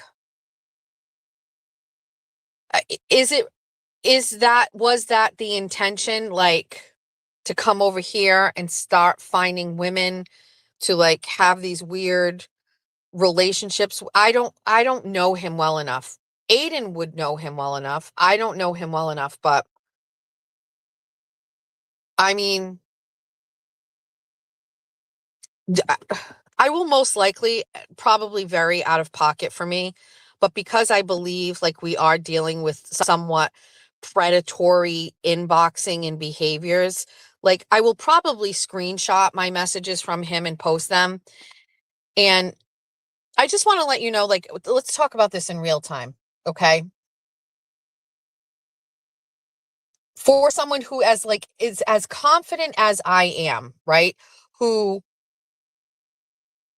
I don't need somebody to compliment me, or especially a man, to make me feel a certain way. I have my husband, and as you can tell, aside from Jeffrey smacking my hand away from me holding his dick last night, like if you didn't see that, you'll get to it. But like, I don't live in a space where I need attention from men. I just don't live in that space. Doesn't impress me. Doesn't do something to me. It's like, whatever. See, it's almost the opposite. It's like I'm bored. Like, if I was, though, those messages from Jason Broyles, as I said earlier, can go down a path that would lead to far more like in-depth conversation. But also, like, I don't know, like, I guess, I don't know. There's a couple things. Remember I told you about a person that inboxed me about the messages about Jason and that they had other women that had messaged them or whatever? That account on X, I believe her name is Video Jesus. And I noticed I got tagged in a post by her last night where she was like, thank you for using your platform to talk about it. And just to be honest, I instantly felt guilty that like she came to me months ago and I didn't say or do anything. Before Broyles acted that way with me in the inbox. I'm not saying I didn't believe her. I'm not saying that I thought she was lying. What I'm saying, and I've admitted this, is I gauged Aiden's relationship with him as sort of like the benchmark, not benchmark, that's not the word, but like the baseline for who Broyles was. I didn't think that Aiden would have someone in his inner circle that was problematic. You know what I mean? And I guess I did believe her, but I chose to overlook it. And when I saw her post that last night, she maybe was saying like, thank you for talking about this and using your platform to talk about it. But all I saw was like, this is like 6 months too late. And like, I failed the women who had already experienced this. And I'm not saying I didn't believe them. I'm just saying I didn't act on it. Believe me, in my mind, I feel I'm under no obligation. Like I don't have to, but did she come to me and she asked me to help her? Yes. Did I know? Did I choose to stay out of it? Yes. Did it seem like it was messy and I didn't want to get involved? Yes. Did I go to Aiden at that time and ask a general question about him? Yes. Did he say that he was harmless? Yes. Did months later, did Jason inbox me with all of those creepy messages? Yes. Did I go back to Aiden again? Yes. Did he tell me that he was harmless? Yes. Did I believe him? No. Did I do anything? No. I didn't want to cause any grief. I didn't want to cause any problems. I knew that Jason turning against Aiden probably wouldn't be a good thing. But since that's happened, and this is where we are, unleash the hounds, in my opinion. And I think there's actually probably going to be more people. And so I'm not going to sit here and say, like, again, hashtag me too.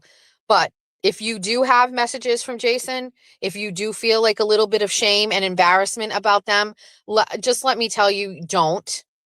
It's more important for you to tell everybody what it was like, to tell everybody what was going on, and add to the already piling up like stories of how he acts with the women in the Free Karen Reed movement. And like, I don't know, maybe it feels better to know that you weren't the only person and you're not alone, I guess. I'm not saying like we need to start a support group or something like that, but you know what? Don't let him have the power of it being secretive. Screenshot all your shit and fucking post it or talk about it. Or you want to come on my show? Like, do we need to do a whole show of women that have been like kind of like weirded out and creeped out by Jason Broyles in the inbox? I'll host that. No problem. It'll be my penance for not acting on this before. And could some people look at this and say, well, she wasn't going to say anything until Aiden was on the outs with him? Yeah, because I hate to say it, in the words of Georgia, not my monkeys, not my circus. And I'm not going to fuck with Aiden shit. You know what I mean? Because I'm a friend and I don't want to cause him grief. And so how would that have worked? Me talking about this and saying, here's my messages from Jason, and then Jason going to Aiden, and then him having problems with that all in the middle of the shit with fucking Meredith? No, no thanks.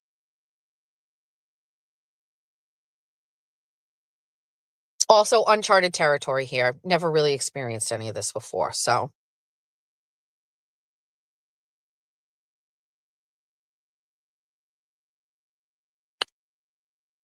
Okay.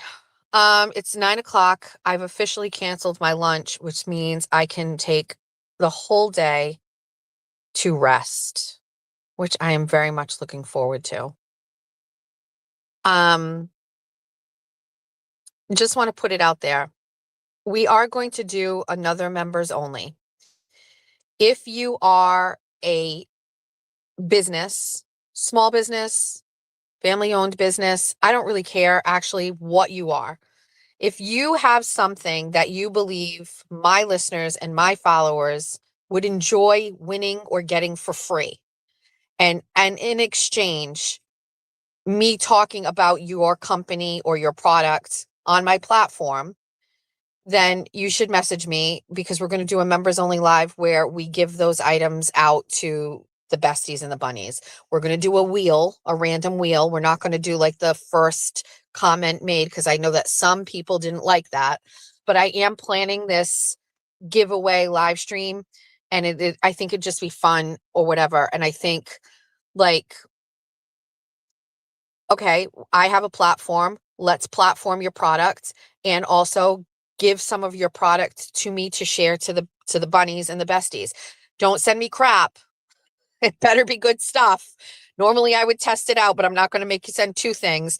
But I don't know what it is or what you have, but if you feel like you can find some value in platforming it, then you should message me. Talk to Bay Harbor Beauty, and talk to her about what it has been like for her to be adjacent to this group of wonderful women who follow me, who have enjoyed her product. I'm not trying to make any money off of this. I'm not trying to get anything out of this. I'm just trying to, like, do something great for my members, and be consistent with members only events for them. Yes, I benefit from having members, but I want my members to get special fun things. And I thought that this would be a great idea for that. Um, so I'm trying to plan it. I've had a couple of people message me. Um, oh boy, here comes I don't care.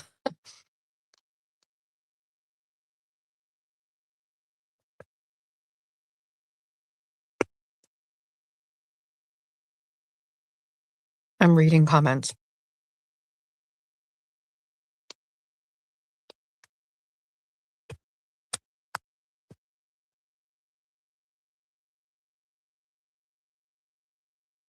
It doesn't matter. There's plenty of time. Listen, even if I say we're going to be doing the members only, like, let's just say the first week of March, you buy your $5 membership for the month, and then you have it for the whole month, and then you cancel. Deadline, I would say, I don't know, like the last week of February, somewhere in there, because I'd like to do it the first week of March before we do our event. That way I don't have it hanging it over my head that we should be doing a members only. I just want to make sure I do one a month, but it can't be mediocre. It's got to be fun. Okay. Okay. All right. This has been wonderful. Um, I have 1,000 messages to read. Um,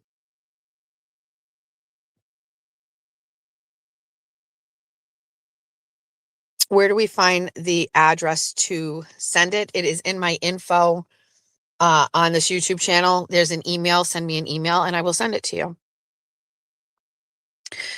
Okay. I think that's it. Kind of a weird morning.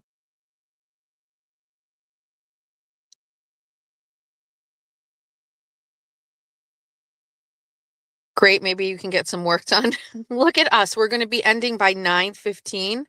I'm just tired. I'm tired.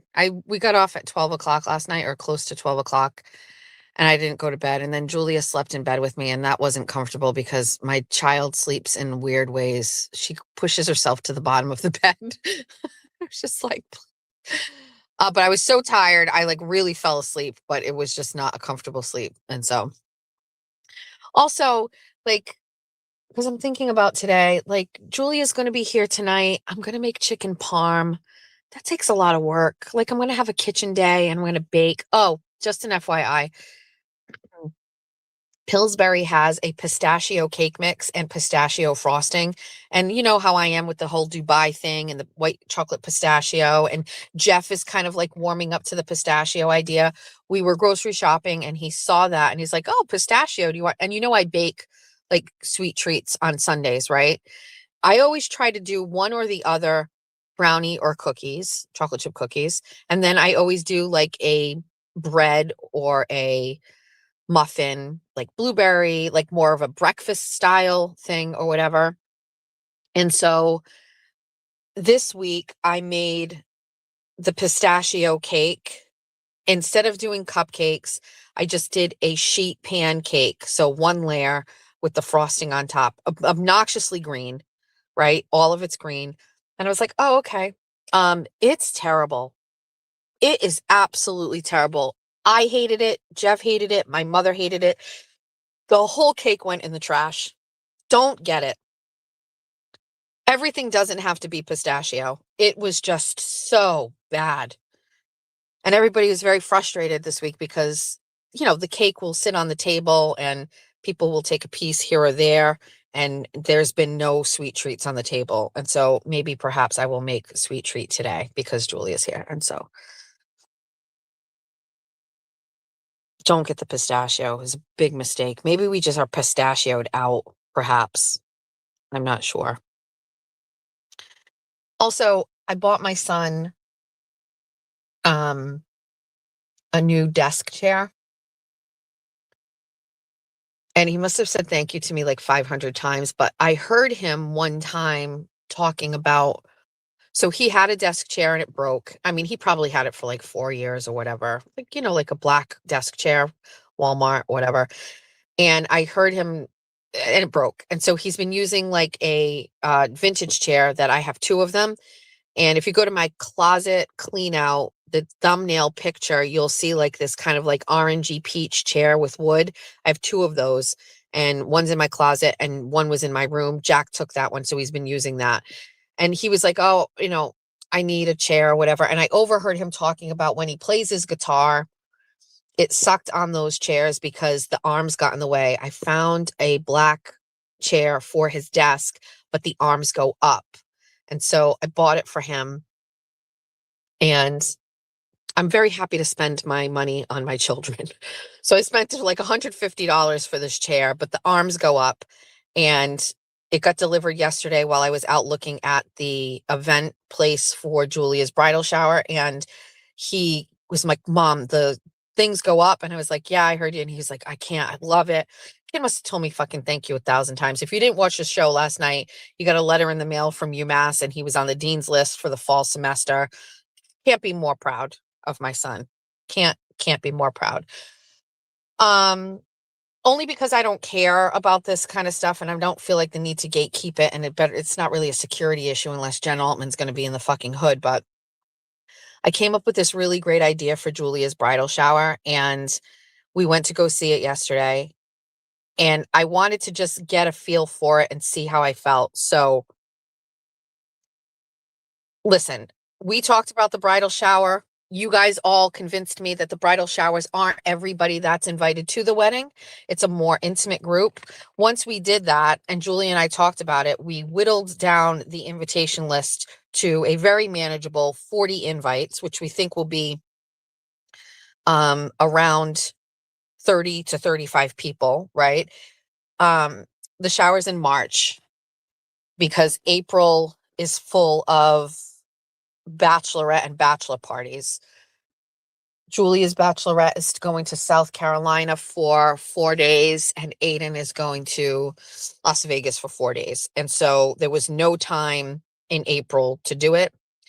And the wedding is in June, and May is full of like all other wedding related things. And so Julia handpicked March for this, the week I come back from my trip.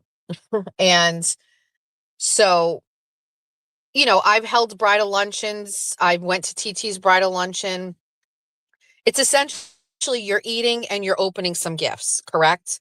And you're kind of just getting together. And so there's a lot of different places and venues and restaurants and things like that. And I just felt like that was boring.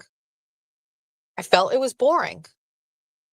And I didn't like the idea of it being at a place. I'm nothing against anybody, but I'm not building a balloon arch.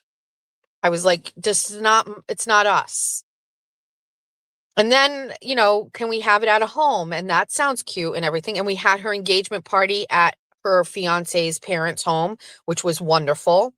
And that was great. And I certainly could have it at my home, but I know she wanted to have it somewhere. So to fucking cut to the chase, we went yesterday to go look at the Carousel in Fall River, which is a place that I took my daughter many, many, many times when she was a child.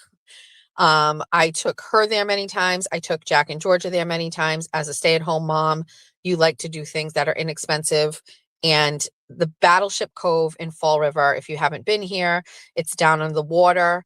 And they have this carousel that is completely restored and absolutely gorgeous. And there is an actual event space downstairs on the first floor that I felt had the potential to be a great place for a bridal shower. Now, I get it. It doesn't feel very bride-ish, and it also doesn't feel very Cape Cod-ish, right?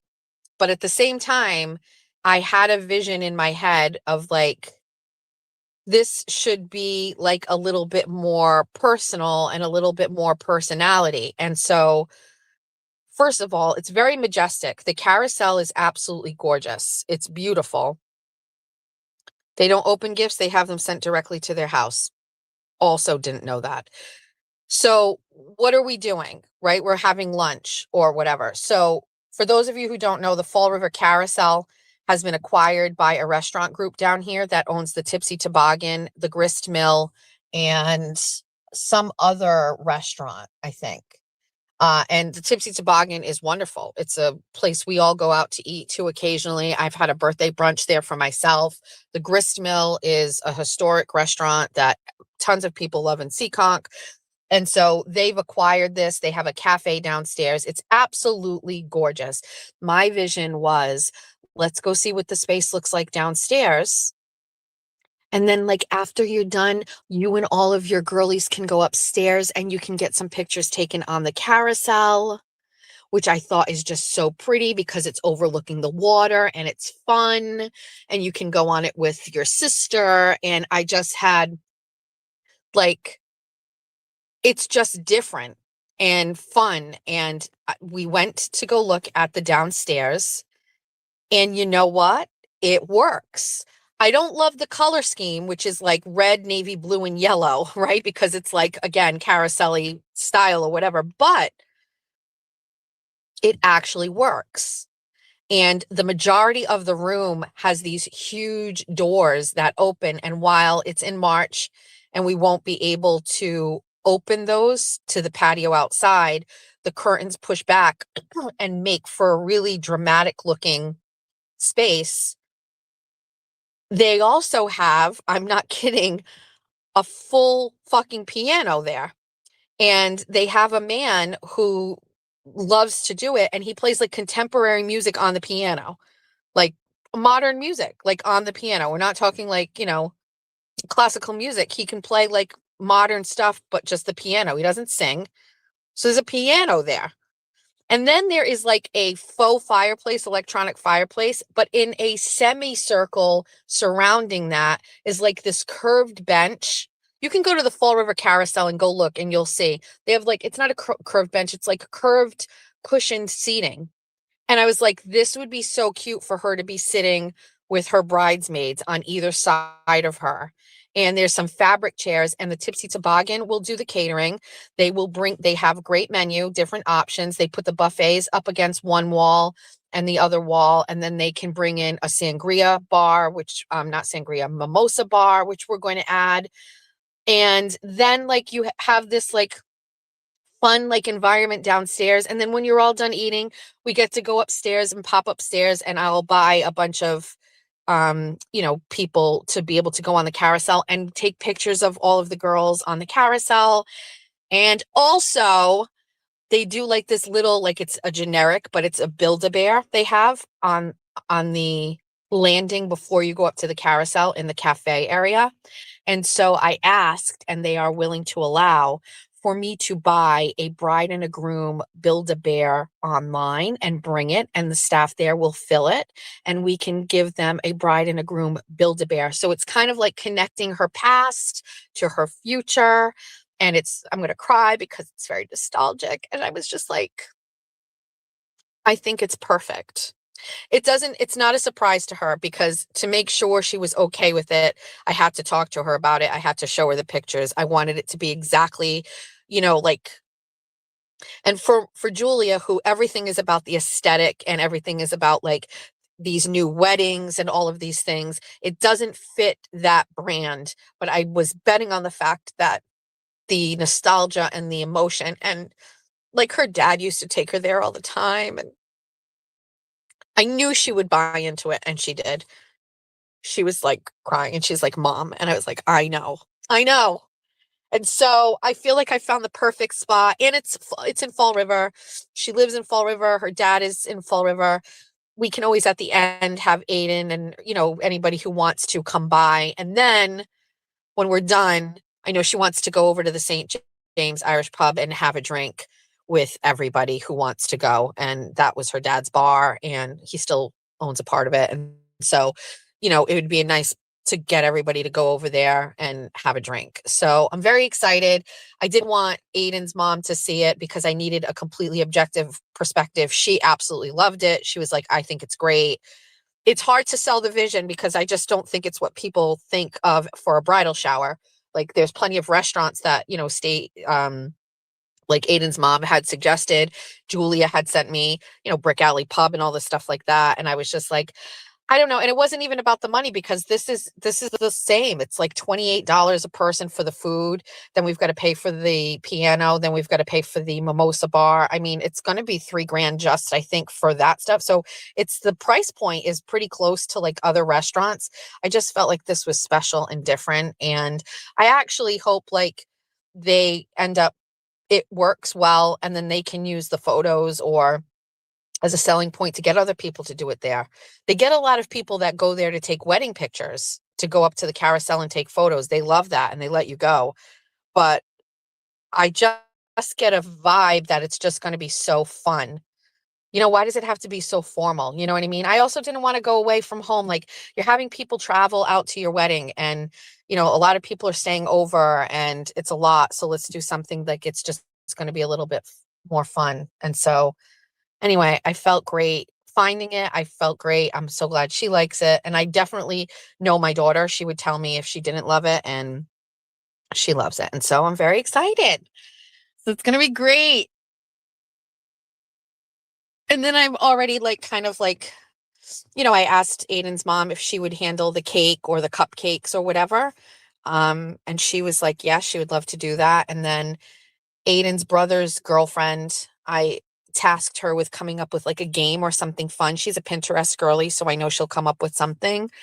Um, and I think that's it. I think it's going to be great. I wanted it to feel better. It's less about the food and less about like it's more about how it feels. Okay, that's done. I just wanted to share. Look, it's already an extra 15 minutes. I know you were stressed. Now also, just so you know, if this hadn't worked out, I didn't want to tell all the details, but if this place didn't work out and I didn't love it, on the same day where I need to do this, the Tipsy Toboggan also is available upstairs for brunch. And so they do have that space. It's a different setup. It's kind of like a horseshoe, and not everybody is near each other. But I had a backup for that. And that's a place that we go when we eat or whatever. And so anyway, I had a backup plan, but I kind of had a feeling that this was going to be exactly the way that it would work out, and it sounds great. But if you go to Fall River Carousel's website, you'll see it's so beautiful. It's beautiful.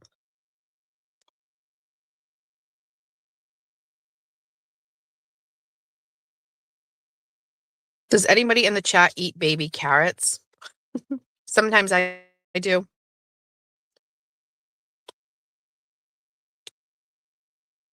I actually like the like waffle fry style carrots. the flat ones with the ridges on it, they're best to scoop up hummus.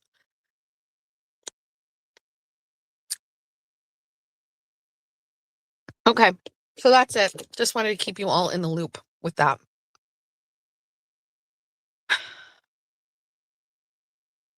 Hi, Heather.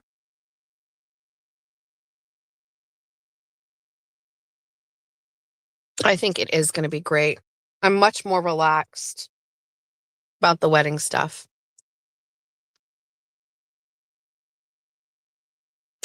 The website's under construction. I was on it yesterday. That's weird. Boo.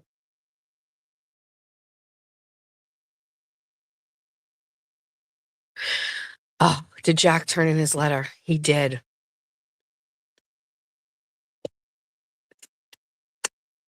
There's some things I can't say, but I just want to say. So that also happened yesterday, which led up to like doing the show and the no timing. When I was at the venue, we looked around with the planner. She left. Aiden's mom and I stayed just to catch up and talk wedding things. And we were sitting in the back where we're going to do the shower. Jack called, who was on his way out of work. And he was like, I'm done. And I was like, how'd it go? And he was like, not well. And I was like, okay. So after I was done with Aiden's mom, on my way to go pick up Georgia to bring her to Sonic to drop off her paperwork, I called Jack and he filled me in. It didn't go well. I am currently in the position where, as a mother of a 20-year-old son, or 19, going to be 20-year-old son in July, I cannot get involved. I cannot get involved. This is something that my son has to navigate on his own. Does that not mean can you get where I'm going with this? I want to get involved like in the worst way, just so you know. I want to handle this the way I handle everything else in life, which is you're going to be very uncomfortable. I cannot get involved. I have no jurisdiction over this. I can't get involved. It's not my place. My son is an adult. A mother intervening on her son's employer and whatever is hands off. I can't do it. Am I mad? Yes. Do I think there's something going on here? Yes. Is it unfair? Absolutely. Do I think? I cannot say. Can't say.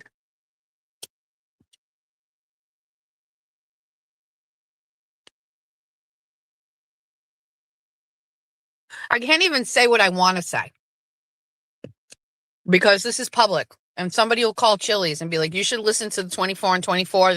Well, I can't. I just have to just shut up.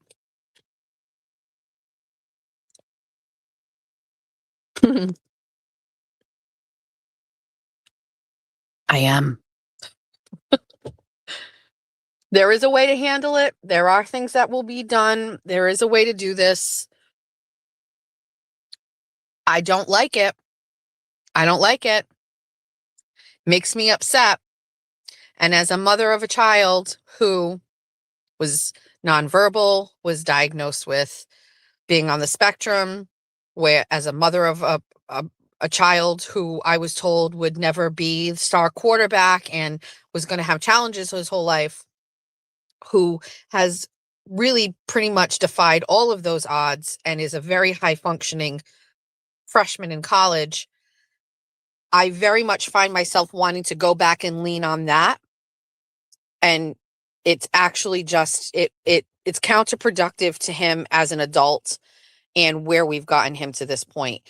It does it creep into my mind that there is a certain level of inexperience that is being exploited here? Yes.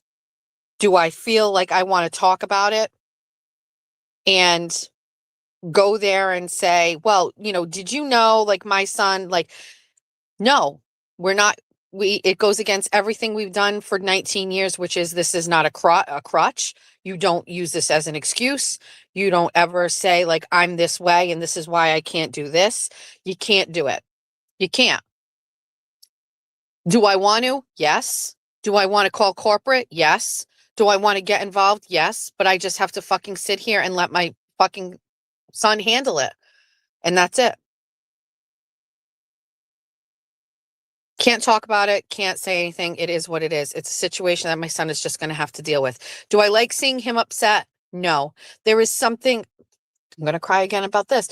There is something so pure about the way that my son sees the world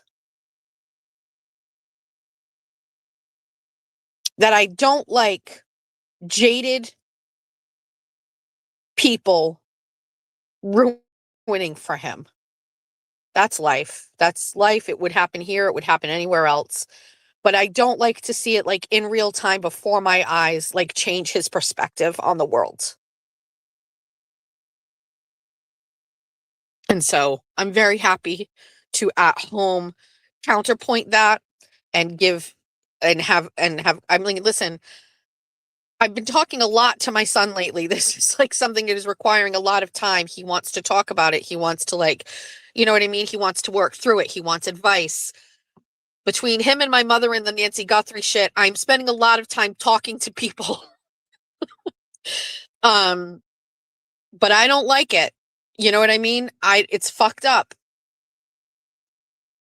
And every time we talk, I say exactly what I said. I think I told you guys. I say, you know what, Jack?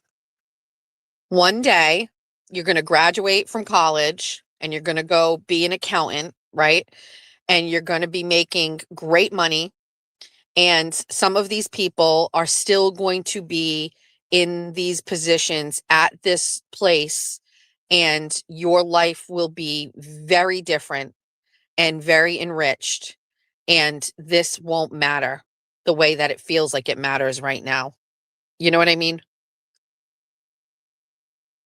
But it's all within the parameters of growing up. It's all in the parameters of life. It's all in the parameters of experience. It's all in the parameters of kind of like a controlled environment where you are facing stuff that doesn't work, doesn't make sense. It hurts. You don't like it. You think it's unfair. Well, this is where we're building integrity. This is where we're building how you handle it. Believe me, just so you know, and I'm just being very honest. I want to go ape fucking shit on this person in the worst fucking way. And I really, really, really, really, really, really, really, really, really, really hope that my son stays employed there so that I can just keep the control. But should anything happen where my son is no longer employed, then we will talk about it.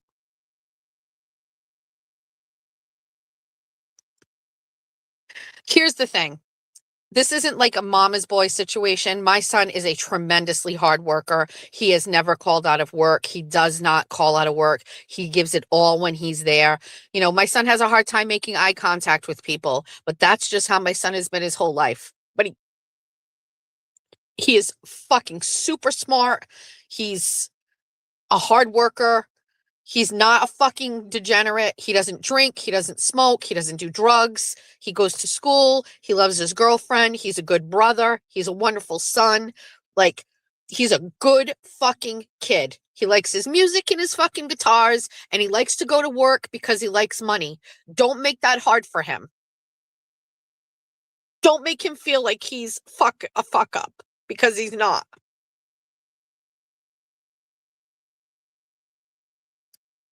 Essentially what I should be doing right now is getting off of this and finding my son another job, because some of the things I'm saying, it's just not fair. Corporate fucking shit is not fair to a fucking 19-year-old college freshman. Don't treat them this way. Treat them better. They're your most valuable resource. The girls at Victoria's Secret for me were my college girls that worked. Those were the girls that wanted money. They wanted the stuff. Those were the girls. You know, it was like, I had a full-time girl that worked for me.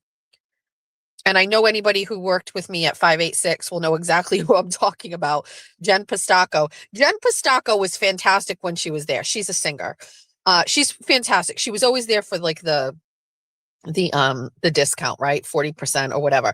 She was fantastic when she was there. But that fucking woman would call out of work on a fucking Tuesday at 5 minutes before we opened, and not even a care in the world. And I had girls that were going to JWU who would never do that. You know what I mean? Or if I called them and said, hey, Jen called out, can you come in? They'd get out of bed and they'd come to work. Like, My college girls were my most valuable resource when I was a manager at Victoria's Secret. You got a kid like my son who's fucking picks up shifts all the time. He's so great. And you're like, I won't say.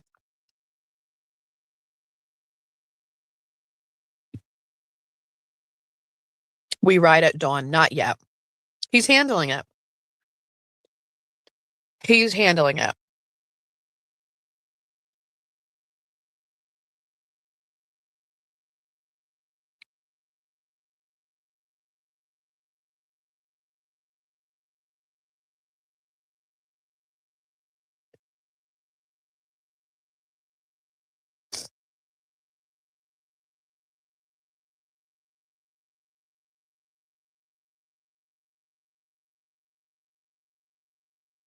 Amy, you had to let him go.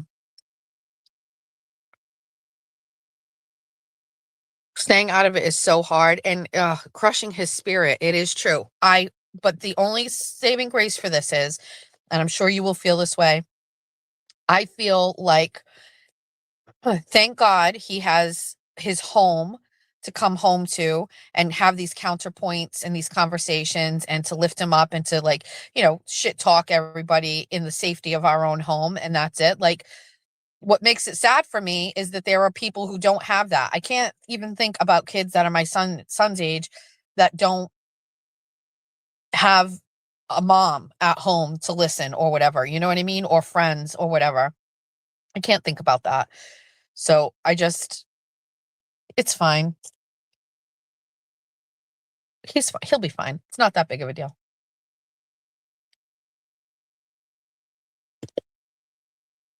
Lies I tell myself.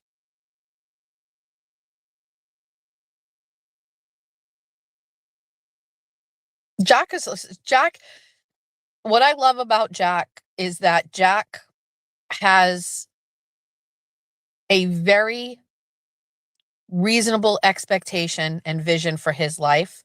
And he was so unsure about what life was going to look like post high school. And he had so much apprehension about it.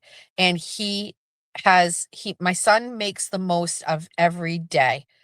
He fills it with music, his girlfriend, his family, his work, his schoolwork, and he has such a wonderful life and a wonderful balance. And it's really all I ever wanted for him. It's all I ever want. Sometimes I always say, like, Julia kind of overreaches and causes herself stress. She overreaches with a lot of things. And I always say, I want her to take the time to go slow, to care for herself. Don't put stress on herself. Don't overextend.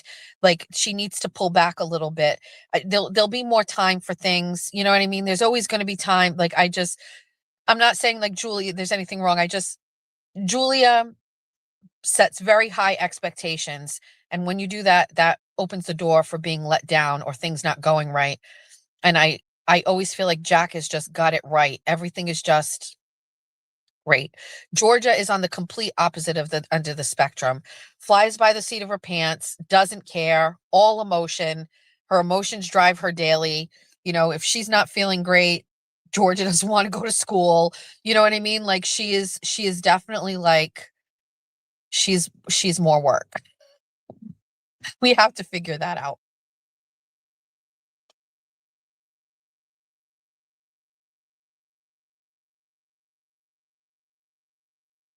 Best thing I ever did was recognize that all three of my children have very different personalities and I can't parent them all the same way.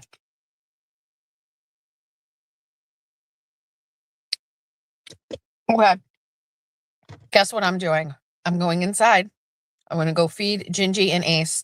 I'm going to let Reagan and Quincy go outside and play in the snow. I'm going to clean the dishes that are in my sink.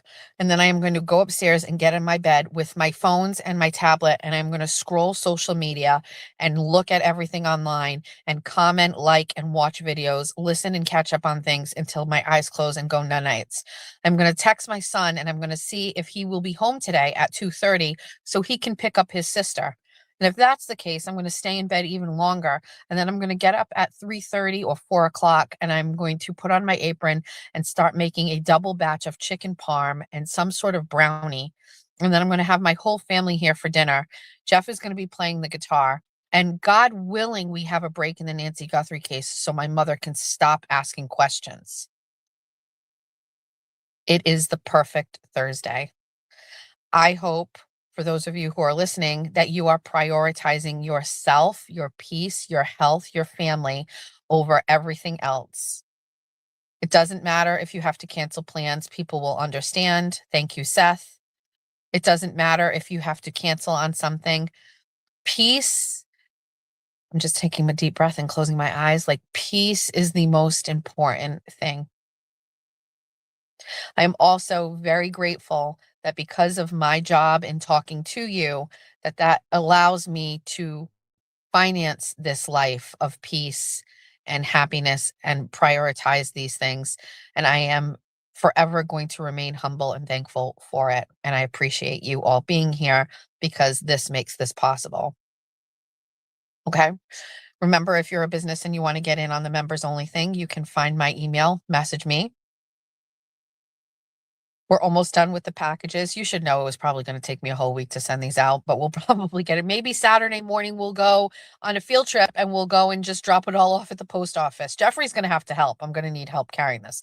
I have them set up now currently in 2 laundry baskets, but maybe we'll do that on Saturday. Tomorrow's Friday. We're almost at the end of the week. What should we do this weekend? What should we do? There's actually nothing going on this weekend, right? Am I right? There's no Super Bowl. What's the weather going to be like?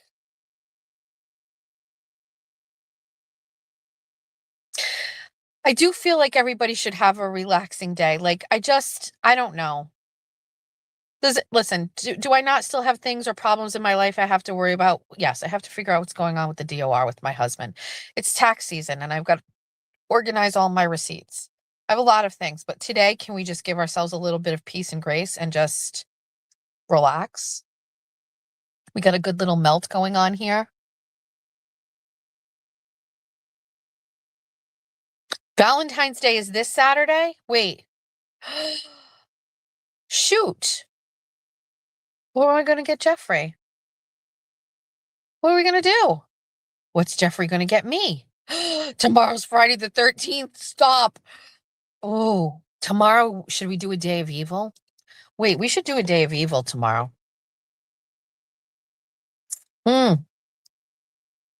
Daytona's this weekend?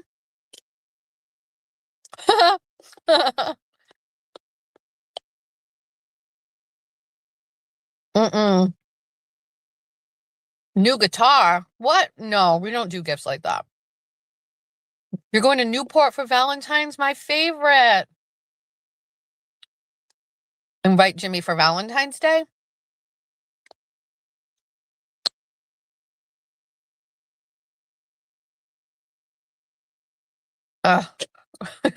Gyno appointment tomorrow. Thank you for the reminder. I actually have Valentine's Day gifts for the kids I have to put together. What do you want from me? I'm still always going to give little baskets. We think about tomorrow. Today. Courtney, you are correct. We are not thinking about this today. Today is invite Jimmy Friday for a seance. Oh, I think because you're talking about Evil Friday.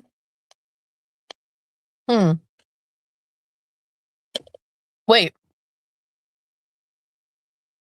Tomorrow's Evil Friday? Okay. Let's put this out there. Tomorrow's Evil Friday. If you have a screenshot of a message with somebody, you can send it to me. I will block out the names and I will just post it. We'll just do Evil Screenshot Friday. Whatever screenshots you have. You got a weird message from someone in the Free Karen Read movement and you'd like it to be public, but you don't want to share it, call 1-800-JESSE Meowser Meowser Meowser, and I will post your screenshot on Screenshot Friday.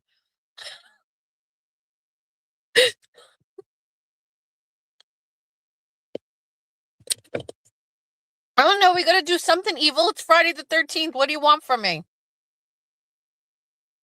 Let's collect all the screenshots. Evil Screenshot Friday the 13th. 100%. Let it be known. Wait, let me say it again. I'll clip and then you can clip it. Hold on. Wait.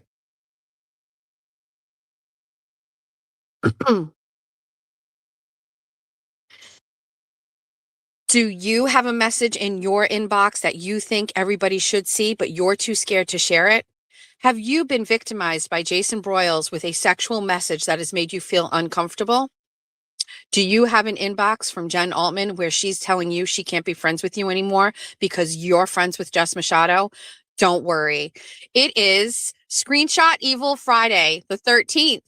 This new version of Evil Friday the 13th allows you to send your screenshots to me, Jess Machado. I will block out all of the relevant information identifying who you are, and I will use my platform for evil on Friday the 13th. And you can have your messages put out in public without the fear of retribution. Send me your screenshots and I'll post them all day on Friday the 13th. And use all of those screenshots to make people feel uncomfortable. There's no reason for you to hold the burden of these weird, creepy messages in your inbox. Free yourself from that and let me share them for you. Call 1-800-Meowsertino. Okay, perfect. How's that?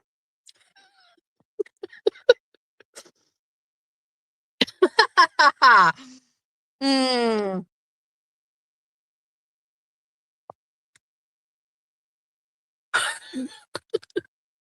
What's the best way to send?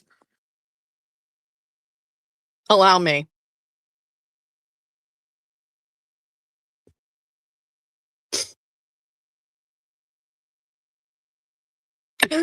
You may text your screenshots right there. Clip it. Okay. Now it is 10 o'clock and I'm going to go do exactly what I said I was going to do. Let's make tomorrow fun. Evil Screenshot Friday. First person I'm going to text, Aiden Carney. What do you have? Send it over. Give me everything. Sometimes the best ideas come from, I don't know, evil bunnies. Yes, tomorrow we are evil. Usually we're nice, funny, happy bunnies. We love, we share, we go support. No, tomorrow we do evil.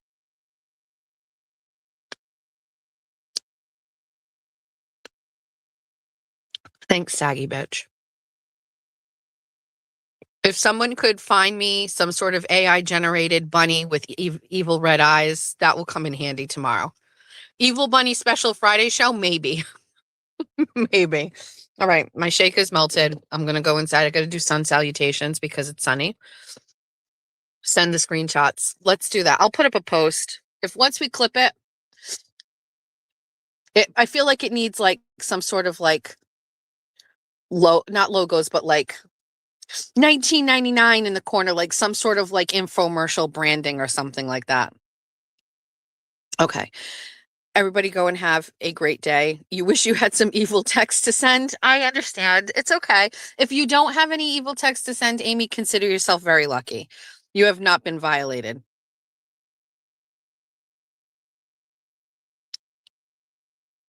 Okay.